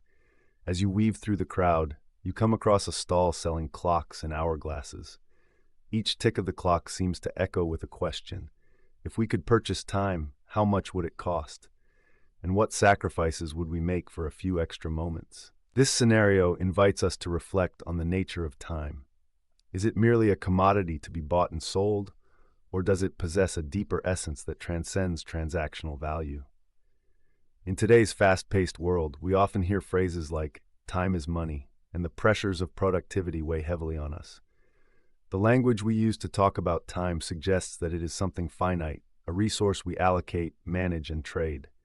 Philosophers such as Martin Heidegger, in his seminal work, Being and Time, argued that our understanding of time is intrinsically connected to our existence. For Heidegger, to be human is to experience time in a way that shapes our identity, dreams, and individual purpose. In this view, time is not simply a commodity, it is intricately woven into the fabric of our being. Contrastingly, the utilitarian perspective led by thinkers like John Stuart Mill can be tempting. Mill emphasizes maximizing happiness and minimizing suffering, suggesting a calculative approach to our time. If we treat time as a resource, we can structure our lives for optimal pleasure and efficiency. Yet, this perspective can reduce our experience of time to a mere economic transaction, stripping it of its existential richness. Is joy really found in productivity alone, or do we lose something vital when we turn our lives into schedules and tasks? Modern society continually reinforces this tension. In our pursuit of efficiency, we have developed tools designed to enhance our time management, from digital planners to apps that promise to optimize every minute of our day. However, one has to wonder, are these innovations serving us, or are we becoming servants to our schedules? Many find themselves hurried, sacrificing precious moments for the sake of productivity. Studies show that constant time management may lead to burnout rather than fulfillment, prompting us to reevaluate what truly matters in our lives. Let's consider the ancient Buddhist concept of mindfulness, which encourages us to perceive each moment as a unique experience, rich with potential. Herein lies a profound alternative to viewing time simply as a commodity. When we become fully aware of the present, we engage with time as a gift rather than a resource to be spent or saved. This shift may reveal time's true essence, not as something we can own or trade, but as a continuously unfolding journey rich with meaning. As we traverse the complexities of time management, we find ourselves confronted with a delicate balance. On one hand, we must navigate the demands of everyday life. On the other, we yearn for a deeper understanding of our relationship with time, one that nourishes our spirits and acknowledges the finite nature of our existence. So here we stand, gazing into the marketplace of our lives. As ticking clocks remind us of our mortality, we are invited to reflect. How might our approach to time change if we dared to view it as more than a commodity? What richness would unfold if we allowed ourselves to breathe deeply, accepting that time could be both a shared resource and a personal canvas for our deepest experiences? In the end, perhaps the true essence of time lies in our ability to question, to ponder, and to embrace the moments we have, however fleeting they may be. The research of happiness. What do we really know about joy? Imagine a beautiful morning, sunlight filtering through the trees, the warmth of its rays as inviting as a soft embrace. You pause, sipping your coffee, and a question arises within you. What truly brings joy? Is it the simple pleasures of life, the achievement of goals, or perhaps a deeper, existential sense of fulfillment? As we embark on this reflective journey, we find ourselves exploring the multifaceted landscape of happiness, an inquiry that has captivated philosophers, psychologists, and countless individuals throughout history. The philosophical exploration of happiness dates back to ancient thinkers. For Aristotle, happiness, or eudaimonia, was the ultimate goal of human life. He believed it wasn't merely a fleeting emotion, but a state achieved through virtuous living and fulfilling our potential. This contrasts sharply with the hedonistic perspective espoused by Epicurus, who argued for seeking pleasure and avoiding pain as the path to a joyful life. Each viewpoint offers valuable insights, highlighting the complexity of our understanding of joy. Fast forward to modern times, where scientific research delves into the nuances of happiness. Studies reveal correlations between external conditions, such as income, education, and relationships, and self-reported levels of joy. Yet these findings often lead us to ponder an uncomfortable truth. If happiness can be quantified, why do many wealthy or successful individuals still grapple with dissatisfaction? The hedonic treadmill theory posits that we quickly return to a baseline level of happiness after experiencing positive changes. It suggests that our pursuit of material wealth and social status might be a misdirection. Perhaps true joy lies in intangible aspects of life: connection, purpose, and mindfulness. Furthermore, the gap between external markers of happiness and internal experiences invites us to consider a crucial philosophical question. Is joy a destination, or is it embedded in the journey itself? Viktor Frankl, in his seminal work Man's Search for Meaning, proposes that finding purpose is essential for enduring suffering and achieving happiness. He may suggest that joy is not simply a byproduct of external success, but a profound realization we attain through our struggles and triumphs, our connections and empathy toward others. Yet, we must also ask ourselves, how do the pressures of contemporary life shape our understanding of happiness? The pervasive influence of social media often fosters unrealistic expectations. We curate images of joy and success, leaving many feeling inadequate in comparison. This raises an existential concern. When genuine happiness becomes overshadowed by superficial portrayals, are we losing touch with what it means to truly connect with ourselves and others? In the grand tapestry of existence, the dilemma of happiness remains intricately woven with both personal and collective narratives. We are often torn between wanting immediate gratification and seeking lasting fulfillment. Each of us must navigate our paths through fragmented moments of joy and deep reflections on what it means to live well.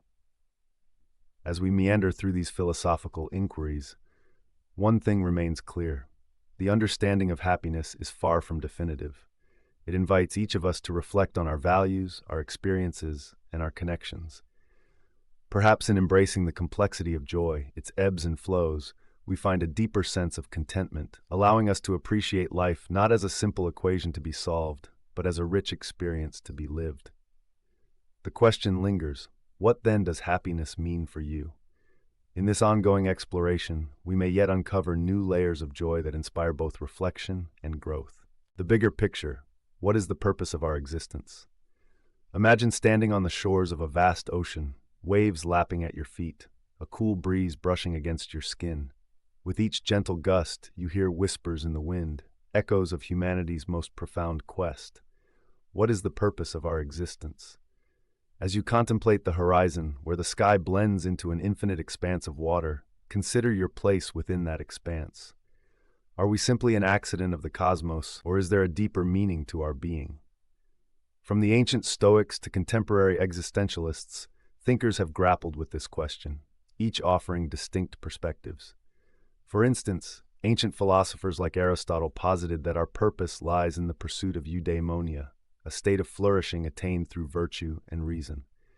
To live well, in this sense, is to cultivate one's character and engage meaningfully with others and the world. In contrast, existentialists like Jean-Paul Sartre maintain that existence precedes essence. We are thrust into life without inherent meaning, compelling us to forge our own purpose through choices and actions. This freedom can feel both liberating and daunting, as it invites us to confront the weight of our decisions. Modern-day connections further enrich our contemplation.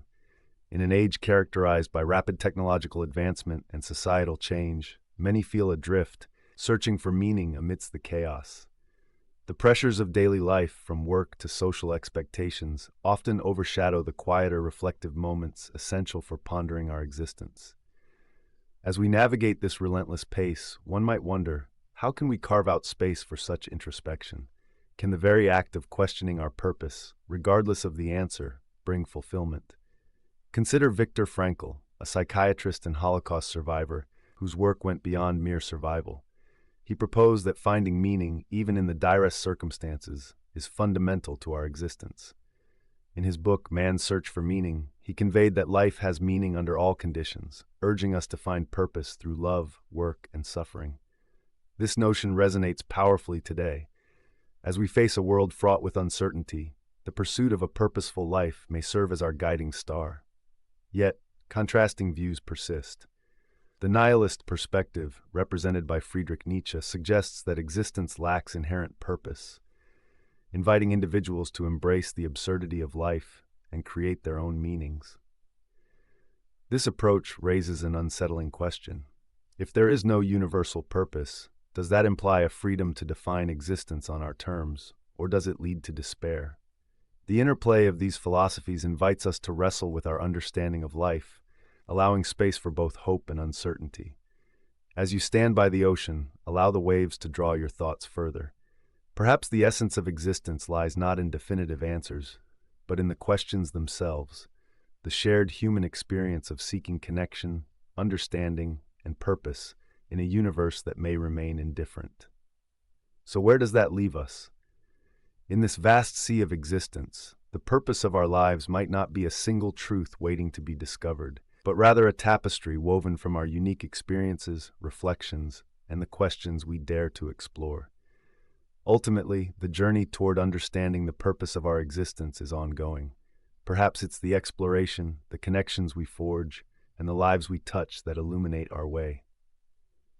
As you walk away from the shore and carry this contemplation into the world, remember that each thought and question is part of a greater search, a search that perhaps holds more meaning than any definitive conclusion.